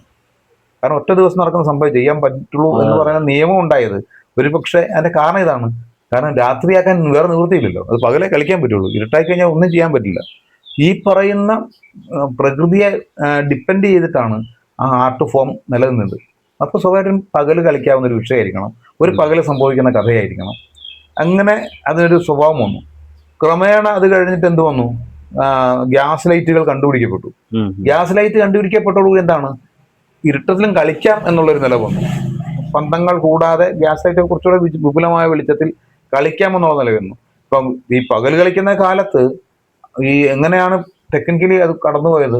കാരണം ആ കാലഘട്ടത്തിൽ മനുഷ്യൻ എങ്ങനെ ഇന്ന് ഇത് രാത്രിയാണ് എന്ന് കാണിക്കാൻ ഒരു വിളക്ക് കയ്യിൽ പിടിച്ചാൽ മതി എന്നെടുത്തു, അത്രയേ നിവൃത്തിയുള്ളൂ. ഇന്ന് ഈ ഓപ്ഷൻ ആവശ്യമില്ല. അന്നത്തെ ഡിവൈസാണ് തിയേറ്ററിന്റെ. അതായത് ഇരുട്ടായി എന്ന് കാണിക്കാൻ വിളക്ക് കൂടി ഇരുട്ടായി എന്ന് കരുതിക്കോണം, അത്രേ നിവൃത്തിയുള്ളൂ. നമ്മുടെ ഈ ഇന്ത്യൻ കോൺസെപ്റ്റിനകത്തൊന്ന് കറങ്ങി വന്നു കഴിയുമ്പോൾ സ്ഥലം മാറി എന്ന് പറയുന്ന പോലെ മനസ്സിലല്ലേ? അന്ന് ഇരുട്ടാന്ന് പറയാൻ അത്രയും മതി. ഇന്ന് ഈ ഒരു വെളിച്ചം ഇത് പിടിച്ചിട്ട് കാണിക്കേണ്ട ആവശ്യമില്ല, അതില്ലാതെ തന്നെ ഇരുട്ട് കാണിക്കാനുള്ള ഓപ്ഷൻ വന്നു. അതെ. അതേപോലെ തന്നെ ഈ ഗ്യാസ് ലൈറ്റിൽ നിന്ന് മാറി ഇലക്ട്രിസിറ്റി കണ്ടുപിടിച്ചതോടുകൂടി ഈ മൊത്തം അതിൻ്റെ വ്യവഹാരം തന്നെ അട്ടിമറിക്കപ്പെട്ടു. അതായത് നിങ്ങൾക്ക് കറുപ്പിൽ നിന്നും ചെയ്തു തുടങ്ങാം എന്ന് പറയുന്ന ബ്ലാക്ക് ബോർഡിൽ എഴുതി തുടങ്ങുന്നത് പോലെ അതുവരെ നമുക്ക് ആ ഒരു ഓപ്ഷൻ ഇല്ല. നിങ്ങൾ കയറി വന്ന് നിൽക്കുന്നത് കണ്ടേ പറ്റുള്ളൂ, നിവൃത്തിയില്ല. കാരണം വെളിച്ചത്തിലാണ് വരാൻ പറ്റുള്ളൂ, ഇരുട്ടത്ത് വരാനുള്ള യാതൊരു നിവൃത്തിയില്ല. മറിച്ച് ഇലക്ട്രിസിറ്റി കണ്ടുപിടിച്ചതോടുകൂടി നിങ്ങൾക്ക് ഇരുട്ടിൽ നിന്നും തുടങ്ങാം എന്നൊരു ഓപ്ഷൻ വന്നു. ഒരു ദൃശ്യം കൃത്യമായി മുറിച്ചിട്ട് അവിടെ നിന്നും തുടങ്ങാനും അവിടെ കൊണ്ടുവന്ന് അവസാനിപ്പിക്കാനുള്ള ഒരു ഓപ്ഷൻ വന്നതോടുകൂടി നമ്മുടെ മൊത്തം ഭാഷ മാറി. പെർഫോമൻസ് എന്നുള്ള ഭാഷ മാറിപ്പോയി യഥാർത്ഥത്തിൽ. നമ്മൾ തന്നെ അങ്ങനെയാണ് ടെക്നോളജി കാണുന്നത്. ടെക്നോളജി വലിയ അപകടകാരിയെന്നോ അതിന്റെ സാധ്യത വന്നതോടുകൂടി തിയേറ്ററിന്റെ ഓപ്ഷൻ മാറി. തിയേറ്റർ എന്ന് പറയുന്നത് കൃത്യമായ ഒരു സ്ഥലത്തു നിന്ന് തുടങ്ങാനും കൃത്യമായ ഒരു സ്ഥലത്ത് അവസാനിപ്പിക്കാനും കഴിയുന്ന ഒന്നായി മാറി. ഇപ്പൊ ഒരു ദിവസത്തെ എന്നുള്ള സംഗതി ഷേക്സ്പിയറിലേക്ക് വരുമ്പോൾ ടൈം കൂടുതലായി മാറി. പക്ഷെ അവർ ഒരു സൈഡിൽ നിന്ന് കയറി പെർഫോം ചെയ്ത് ഒരു സൈഡിലേക്ക് ഇറങ്ങി പോകുന്ന രീതിയാണ് അവിടെ ഉപയോഗിച്ചത്, അല്ലാതെ വേറെ നിവൃത്തി ഉണ്ടായിരുന്നില്ല. പക്ഷെ ഇലക്ട്രിസിറ്റിയുടെ ഈ ഓപ്ഷൻ നാലിച്ച് നോക്കൂ. ഇപ്പൊ നമുക്കൊരു ചെറിയൊരു സന്ദർഭത്തെ പോലും എത്ര വേണമെങ്കിലും വിപുലീകരിക്കാൻ പറ്റും, ദൃശ്യ വ്യവഹാരത്തിലേക്ക് വിപുലീകരിക്കാൻ കഴിയും. അതാണ് ഈ ഇലക്ട്രിസിറ്റി ഉണ്ടാക്കി തന്ന കാര്യം. ഇത്തരത്തിൽ മൊത്തത്തിൽ വരുന്ന മാറ്റങ്ങളെ ഇതെത്രമാത്രം നമ്മുടെ സമ്പൂർണ്ണമായും ഉപയോഗിക്കപ്പെടുന്നുണ്ടെന്ന് ചോദിച്ചു കഴിഞ്ഞാൽ ഉപയോഗിക്കപ്പെടുന്ന സ്ഥലങ്ങളുണ്ട്, അങ്ങനെയാണ് പറയേണ്ടത്. നമ്മൾ എത്രമാത്രം നമ്മുടെ കൺമുൻപിൽ എത്തിപ്പെട്ടു എന്നുള്ളത് മറ്റൊരു ചോദ്യമാണ്, നമ്മുടെ പ്രാദേശികമായിട്ട്. ഇതാണ് അതിൻ്റെ ശരിക്കുള്ള സംഗതി. അപ്പോൾ തിയേറ്റർ യഥാർത്ഥത്തിൽ ആ അർത്ഥത്തിൽ കൂടി നമ്മൾ പരിഗണിക്കേണ്ട ഒരു മേഖലയാണ്. ഇതാണ് അതിൻ്റെ വ്യവഹാരം എന്നുള്ള നിലയിൽ അതാണ് കാണേണ്ടത്. അങ്ങനെയാണ് നമ്മൾ ഈ ഡൽഹിയിലെ ജീവിതത്തിന്റെ ഒരു പ്രധാന കാലഘട്ടം ഡൽഹിയിൽ ചെലവഴിച്ച ഒരാളാണ്. ഇപ്പോൾ സഫ്ദർ ഹാഷ്മിയെ പോലുള്ള ആളുകൾ, അംജരി സാറിനെ പോലുള്ള ആളുകൾ ഒക്കെയുള്ള സമയത്താണ് ഡൽഹിയിലെ നാടക രംഗത്തേക്ക് സാംകുട്ടി പട്ടങ്കരി പേര് വരുന്നത്. ഒരുപക്ഷെ മറ്റുള്ളവർക്കെല്ലാം കിട്ടിയതിനേക്കാൾ കൂടുതൽ സ്വീകാര്യത സാമേട്ടന് ഡൽഹിയിലെ നാടക പ്രവർത്തകർക്കിടയിൽ കിട്ടിയിട്ടുണ്ട്.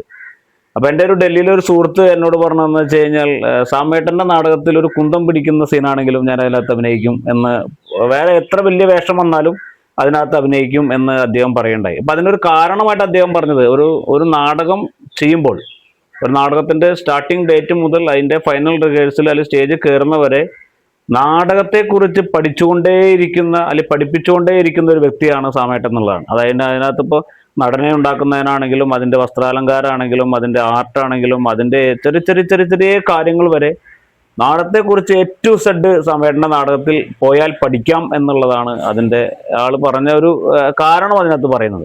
ഒരുപക്ഷെ മറ്റുള്ള നാടക പ്രവർത്തകർക്ക് ഇല്ലാത്തൊരു പ്രത്യേകതയാണത്. കാരണം ഒരു നാടകം വരുന്നു, അത് റിഹേഴ്സൽ ചെയ്യുന്നു, അത് കഴിഞ്ഞാൽ ആ നാടകം കഴിഞ്ഞു, പിന്നെ അടുത്ത നാടകം അങ്ങനെ ഒരു സാധനമാണ്. പക്ഷേ സാമേട്ടൻ്റെ നാടകത്തിൽ വന്നു കഴിഞ്ഞാൽ എല്ലാ കാര്യങ്ങളും പഠിക്കാം എന്നുള്ളതാണ് ഒരു സാധനം. എങ്ങനെയാണ് ഇത് ഒരു ആർട്ടിസ്റ്റിനെ വളർത്തിയെടുക്കുന്നതിൽ ഒരു സംവിധായകൻ അല്ലെങ്കിൽ ഒരു എഴുത്തുകാരൻ എന്ന നിലയിൽ അത് ഒരുപാട് കാര്യങ്ങൾ ചെയ്യുന്നുണ്ട്.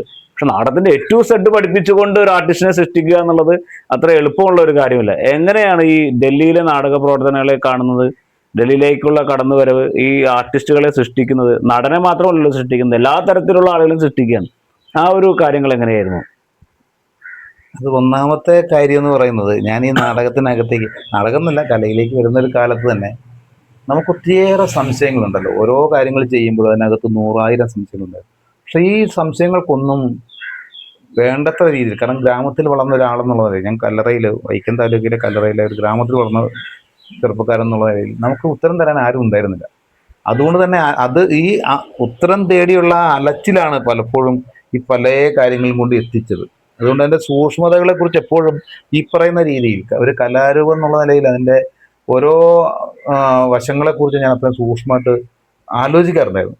കാരണം ഒരുപക്ഷെ ഞാൻ പെയിൻറ്റർ ആയിരുന്നത് കൊണ്ട് ഇപ്പോൾ ഫ്രെയിമിങ്ങിനെ കുറിച്ച്, ഒരു ദൃശ്യത്തെക്കുറിച്ചുള്ള അതിൻ്റെ പല ഘടകങ്ങളും പല പല മേഖലകളിലും ഇങ്ങനെ പല ആർട്ടിൻ്റെ മേഖലയിലും ഇങ്ങനെ വർക്ക് ചെയ്തിട്ടുള്ളതുകൊണ്ട്, ചിത്രകാരൻ എന്നുള്ള നിലയ്ക്ക് നിന്നതുകൊണ്ട് ദൃശ്യത്തെ സംബന്ധിച്ച് ചിത്രകാരൻ ശില്പി എന്നുള്ള നിലയിലും വർക്ക് ചെയ്യുന്നതുകൊണ്ട് ഒരു സ്കൾപ്ചർ ക്വാളിറ്റി എന്താണ്, അല്ലെങ്കിൽ ചിത്രകലയിലെ ചിത്രം എന്ന് പറയുന്നത് ദൃശ്യം എന്തായിരിക്കണം, ദൃശ്യത എന്ന് പറയുന്നതിനെ എങ്ങനെയാണ് ചിത്രകല കൈകാര്യം ചെയ്യുന്നത്, എങ്ങനെയാണ് സ്കൾപ്ചർ കൈകാര്യം ചെയ്യുന്നത്.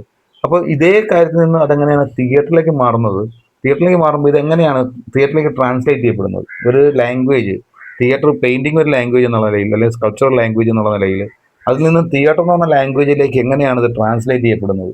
ഈ ഒരു ചോദ്യത്തെ കുറച്ചുകൂടെ സൂക്ഷ്മമായിട്ട് പോകാൻ ഇതൊരു അവസരമായി മാറിയിട്ടുണ്ട്. അപ്പോൾ അതേപോലെ തന്നെ അതിൻ്റെ ശബ്ദത്തിലും, കാരണം ഞാൻ ഫോക്ലോറിനകത്ത് ഏതാണ്ട് 3ഓളം റിസർച്ച് ചെയ്തിട്ടുണ്ട്. എനിക്ക് ജൂനിയർ ഫെലോഷിപ്പ് ഫോക്ലോറിലായിരുന്നു, സീനിയർ ഫെലോഷിപ്പ് ഫോക്ലോറിലാണ്. രണ്ടിൻ്റെയും റിസർച്ച് 2 വർഷം വെച്ചിട്ട് നടന്നിട്ടുണ്ട്. അതേപോലെ തന്നെ മിനിസ്ട്രി ഓഫ് കൾച്ചറിന് വേണ്ടിയിട്ട് കേരളത്തിലെ ക്രിസ്ത്യൻ ഫോക്ലോറിനെ കുറിച്ചുള്ള റിസർച്ച് 2 വർഷം, അതിൻ്റെ ഡോക്യുമെൻറ്റേഷനും എല്ലാം ചെയ്തിരിക്കണം. അങ്ങനെ ഒരു 6 വർഷം ഫോക്ലോർ മ്യൂസിക്കും ഫോക്ലോർ വിഷ്വൽ കൾച്ചറിനെ കുറിച്ചുള്ള റിസർച്ചിൽ പോയിട്ടുണ്ട്. ഇത്തരത്തിലുള്ള ഈ ഓരോ സാധനങ്ങൾക്ക് പോകുമ്പോൾ നമുക്ക് ചില അത്തരം ശബ്ദത്തെക്കുറിച്ചുള്ളതും ദൃശ്യത്തെക്കുറിച്ചുള്ള മറ്റു ലാംഗ്വേജ്, മറ്റു ഭാഷയിൽ കലാരൂപങ്ങൾക്കകത്ത് കിടക്കുന്ന ഘടന എന്താണ് എന്നുള്ള സൂക്ഷ്മത എനിക്ക് കിട്ടിയിട്ടുണ്ട്. അത് സ്വാഭാവികമായിട്ട് ഈ തിയേറ്റർ ചെയ്യുന്നതിനകത്ത് തന്നെ വലിയ രീതിയിൽ ഗുണം ചെയ്യുന്നുണ്ട്. കാരണം മറ്റൊരു കലാരൂപത്തിൽ നിന്ന് എങ്ങനെയാണ് ഇത് മാറിക്കിടക്കേണ്ടത്. ദൃശ്യം എന്ന് പറയുന്നത്, ഇപ്പോൾ തിയേറ്ററിൻ്റെ ദൃശ്യം പെയിൻറ്റിങ് അല്ല. കാരണം നിങ്ങൾക്ക് അതിൻ്റെ ഉദാഹരണം പറഞ്ഞു കഴിഞ്ഞാൽ, തിയേറ്ററിൻ്റെ ദൃശ്യം എന്ന് പറയുന്നത് വെറും ദൃശ്യമല്ല, ശബ്ദത്തോട് കൂടിയ ദൃശ്യമാണ്. ശബ്ദമില്ലാതെ നിങ്ങൾക്കൊരു ദൃശ്യം തിയേറ്ററിൽ കാണാൻ കഴിയില്ല. ചിലപ്പോൾ നിശബ്ദതയായിരിക്കും, പക്ഷെ അതും പ്രസൻസ് ഉണ്ട്. ഏത് ശബ്ദം എന്ന് പറയുന്നത് ഇല്ലാതെ കാണാൻ പറ്റില്ല. പെയിന്റിങ്ങിന് അതില്ല. പെയിന്റിങ് സ്വതന്ത്രമായി നിൽക്കുന്ന കലയാണ്, അതായത് ദൃശ്യം മാത്രമാണത്, വേറെ ഒന്നും അതിന് ആവശ്യമില്ല. ഇതേപോലെ തന്നെ മ്യൂസിക് എന്ന് പറയുന്നത്, ശബ്ദം എന്ന് പറയുന്നത്, നിങ്ങൾ തിയേറ്റർ മ്യൂസിക് അല്ല മ്യൂസിക് സ്വതന്ത്രമായി. മ്യൂസിക് എന്ന് പറയുന്ന ഫ്ലക്സ് ആണ്, സമയത്തിന്റെ കഷ്ണങ്ങളെയാണ് സംഗീതം എന്ന് വിളിക്കുന്നത്. സമയത്തിന്റെ കഷ്ണങ്ങൾ അടുക്കി വെക്കുന്ന ഒരു സവിശേഷ അടുക്ക് ശീലത്തെയാണ് നമ്മൾ സംഗീതം എന്ന് വിളിക്കുന്നത്. തിയേറ്ററിനകത്ത് വരുമ്പോൾ അത് വീണ്ടും മാറുന്നു. അതായത് തിയേറ്റർ മ്യൂസിക് അല്ല, ദൃശ്യമില്ലാതെ ശബ്ദമില്ല, സംഗീതമില്ല തിയേറ്ററിൽ. തിയേറ്ററിന്റെ മ്യൂസിക്കിന് ദൃശ്യം കൂടിയുണ്ട്. ദൃശ്യം മിക്സ് ചെയ്ത സാധനമാണ്, അല്ലാതെ തിയേറ്റർ മ്യൂസിക് നിൽക്കുന്നില്ല. അതുകൊണ്ടാണ് സ്വതന്ത്രമായി കേൾക്കുന്ന സംഗീതം തിയേറ്ററിൽ ചിലപ്പോൾ ഭയങ്കര ഫെയിലിയർ ആയി പോകും. കാരണം അതിൽ ദൃശ്യം മിക്സ് ചെയ്യുമ്പം ഇത് നേരെ പോകും. പുറത്ത് കാണുമ്പോൾ ഭയങ്കര കൊള്ളാമെന്ന് തോന്നുന്ന ദൃശ്യം തിയേറ്ററിൽ വരുമ്പം തകർന്നു പോകും. അതായത് അതിനകത്ത് സാങ്കേതികമായിട്ടുണ്ടാകുന്ന ഒരു പ്രശ്നമാണത്. അപ്പൊ ഈ രണ്ട്, അതായത് അതിലെ സവിശേഷ ഈ രീതിയിൽ എങ്ങനെയാണ് ഒരു കലാരൂപത്തിൽ ഈ ദൃശ്യവും ശ്രവ്യവും മാറുന്നത്. തന്നെയല്ല, അതേപോലെ തന്നെ വീണ്ടും മറ്റൊരു പ്രശ്നം വെച്ചാൽ തിയേറ്ററിനകത്ത് വ്യത്യസ്തങ്ങളായ ധ്രുവങ്ങളിൽ സഞ്ചരിക്കുന്ന സയൻസ് ഒരുമിച്ച് വന്ന് മുട്ടുന്ന സന്ദർഭങ്ങളുണ്ട്. ഉദാഹരണം പറഞ്ഞു കഴിഞ്ഞാൽ നമ്മുടെ ചിത്രകലയിൽ, അതിപ്പോൾ വരയ്ക്കലും കോസ്റ്റ്യൂമും എല്ലാം വരുന്ന ഒരു മേഖല ഇതിലാണല്ലോ. അപ്പം അതിനകത്ത് അത് ആ രൂപത്തിൽ നോക്കിക്കഴിഞ്ഞാൽ ആ കലയ്ക്കകത്തേക്ക് പറയുന്ന അതിൻ്റെ പ്രാഥമിക വർണ്ണങ്ങൾ 3ആണ്: നീല, ചുവപ്പ്, മഞ്ഞ. പ്രാഥമിക വർണ്ണങ്ങൾ കൂടിയാൽ അത് കറുപ്പായി മാറും. അതിന് ശാസ്ത്രമാണത്. ഈ 3 കളറൂടെ മിക്സ് ചെയ്ത് കഴിഞ്ഞാൽ, പ്രാഥമിക വർണ്ണങ്ങൾ മിക്സ് ചെയ്താൽ അത് കറുപ്പായി മാറും. ലൈറ്റിന്റെ സയൻസ് എന്ന് പറയുന്നത്, ലൈറ്റിന്റെ ബേസിക് ആയിട്ടുള്ള സാധനം വെച്ചാൽ നീല, ചുവപ്പ്, മഞ്ഞയ്ക്ക് പകരം പച്ചയാണ്. ഈ 3 വർണ്ണങ്ങളാണ്. ഈ പ്രാഥമിക വർണ്ണങ്ങൾ ചേർന്നാൽ അത് വെളുപ്പായി മാറും. വെളിച്ചത്തിൽ നേരെ എതിരാണ് അതിന്റെ സയൻസ്. ചിത്രത്തില് പെയിന്റിനകത്ത് അല്ലെങ്കിൽ ഇതിനകത്ത് കറുപ്പായി മാറുന്നത് വെളിച്ചത്തിൽ വെളുപ്പായിട്ടാണ് മാറുന്നത്. ഓപ്പോസിറ്റായി തോന്നുന്ന 2 നിയമങ്ങൾ ഒരുമിച്ച് ഒന്ന് കൂട്ടിയിടിക്കുന്ന സ്ഥലമാണ് തിയേറ്ററിനകത്തുള്ള ദൃശ്യം തന്നെ, ശ്രവ്യം വേറെ. അപ്പൊ വെച്ചാൽ ഈ എതിർ പോകുന്ന 2 നിയമങ്ങൾ വന്ന് കൂട്ടിമുട്ടുന്ന സ്ഥലം എന്നുള്ളതിലേക്ക് അതിന്റെ രൂപപ്പെടലിനെ വളരെ സൂക്ഷ്മമായിട്ട് ഉപയോഗിച്ചില്ലെങ്കിൽ, അതുകൊണ്ടാണ് പലപ്പോഴും നമ്മൾ ഉപയോഗിക്കുന്ന ഒരു കോസ്റ്റ്യൂം ചെന്ന് വന്നു കഴിഞ്ഞാൽ അത് സ്റ്റേജിനകത്ത് വന്നു കഴിഞ്ഞാൽ ചിലപ്പം ഡള്ളായി പോകും. കാരണം ബാക്കിയുള്ളതിന് വേണ്ടി നമ്മൾ ലൈറ്റപ്പ് ചെയ്യുമ്പം ഈ കോസ്റ്റ്യൂമും ഈ ക്യാരക്ടറും ഒക്കെ തന്നെ ഔട്ടായി പോവാം. ചിലപ്പോൾ നമ്മൾ കൊടുത്തിരിക്കുന്ന കോസ്റ്റ്യൂമിങ്, നമ്മൾ അവർക്ക് കൊടുത്തിരിക്കുന്ന ചില കളർ സജഷൻസ്, അവർക്ക് കൊടുത്തിരിക്കുന്ന ചില മേക്കപ്പ്, അവരുടെ സ്കിൻ ടോണ്, ഇത്തരത്തിൽ വിവിധ ഘടകങ്ങൾ വന്നിട്ട് അത് ഈ വെളിച്ചവുമായിട്ട് സമരസപ്പെടുന്ന സമയത്ത് നിങ്ങൾ ഉദ്ദേശിക്കുന്ന മീനിങ് തെറ്റിപ്പോവാം. അത്രയും സൂക്ഷ്മത ആവശ്യപ്പെടുന്നുണ്ട് തിയേറ്ററിനർത്ഥം. ഞാൻ ഈ വെളിച്ചം കണ്ടുപിടിക്കപ്പെട്ടതോടുകൂടി ഉണ്ടായൊരു മാറ്റവും കൂടിയാണിത്. ഇത്തരത്തിലുള്ള വലിയ ചോദ്യങ്ങളും ഇത്തരം സൂക്ഷ്മതകളെ കൂടിയാണ് ഞാൻ ശരിക്കും പറഞ്ഞാൽ തിയേറ്ററിൽ അന്വേഷിച്ചു പോകുന്നത്. കാരണം വെച്ചാൽ കമ്മ്യൂണിക്കേഷൻ ഒരു മൊത്തത്തിലുള്ള ഇതിന്റെ എല്ലാം കൂടി ആകത്തുകയാണ് തിയേറ്ററിന്റെ കമ്മ്യൂണിക്കേഷൻ എന്ന് പറയുന്നത്. നടൻ മാത്രമല്ല. കാരണം നടൻ പ്രധാനപ്പെട്ട സംഗതിയാണ്. നടൻ ഏറ്റവും റെസ്പെക്ട് ചെയ്യുന്ന ആളാണ് തിയേറ്ററെ സംബന്ധിച്ചിടത്തോളം. കാരണം നടൻ ഇല്ലാതെ തിയേറ്റർ ഇല്ല. പക്ഷെ അതേ സമയം തിയേറ്റർ ഉന്നയിക്കുന്ന മറ്റൊരു പ്രശ്നമുണ്ട്.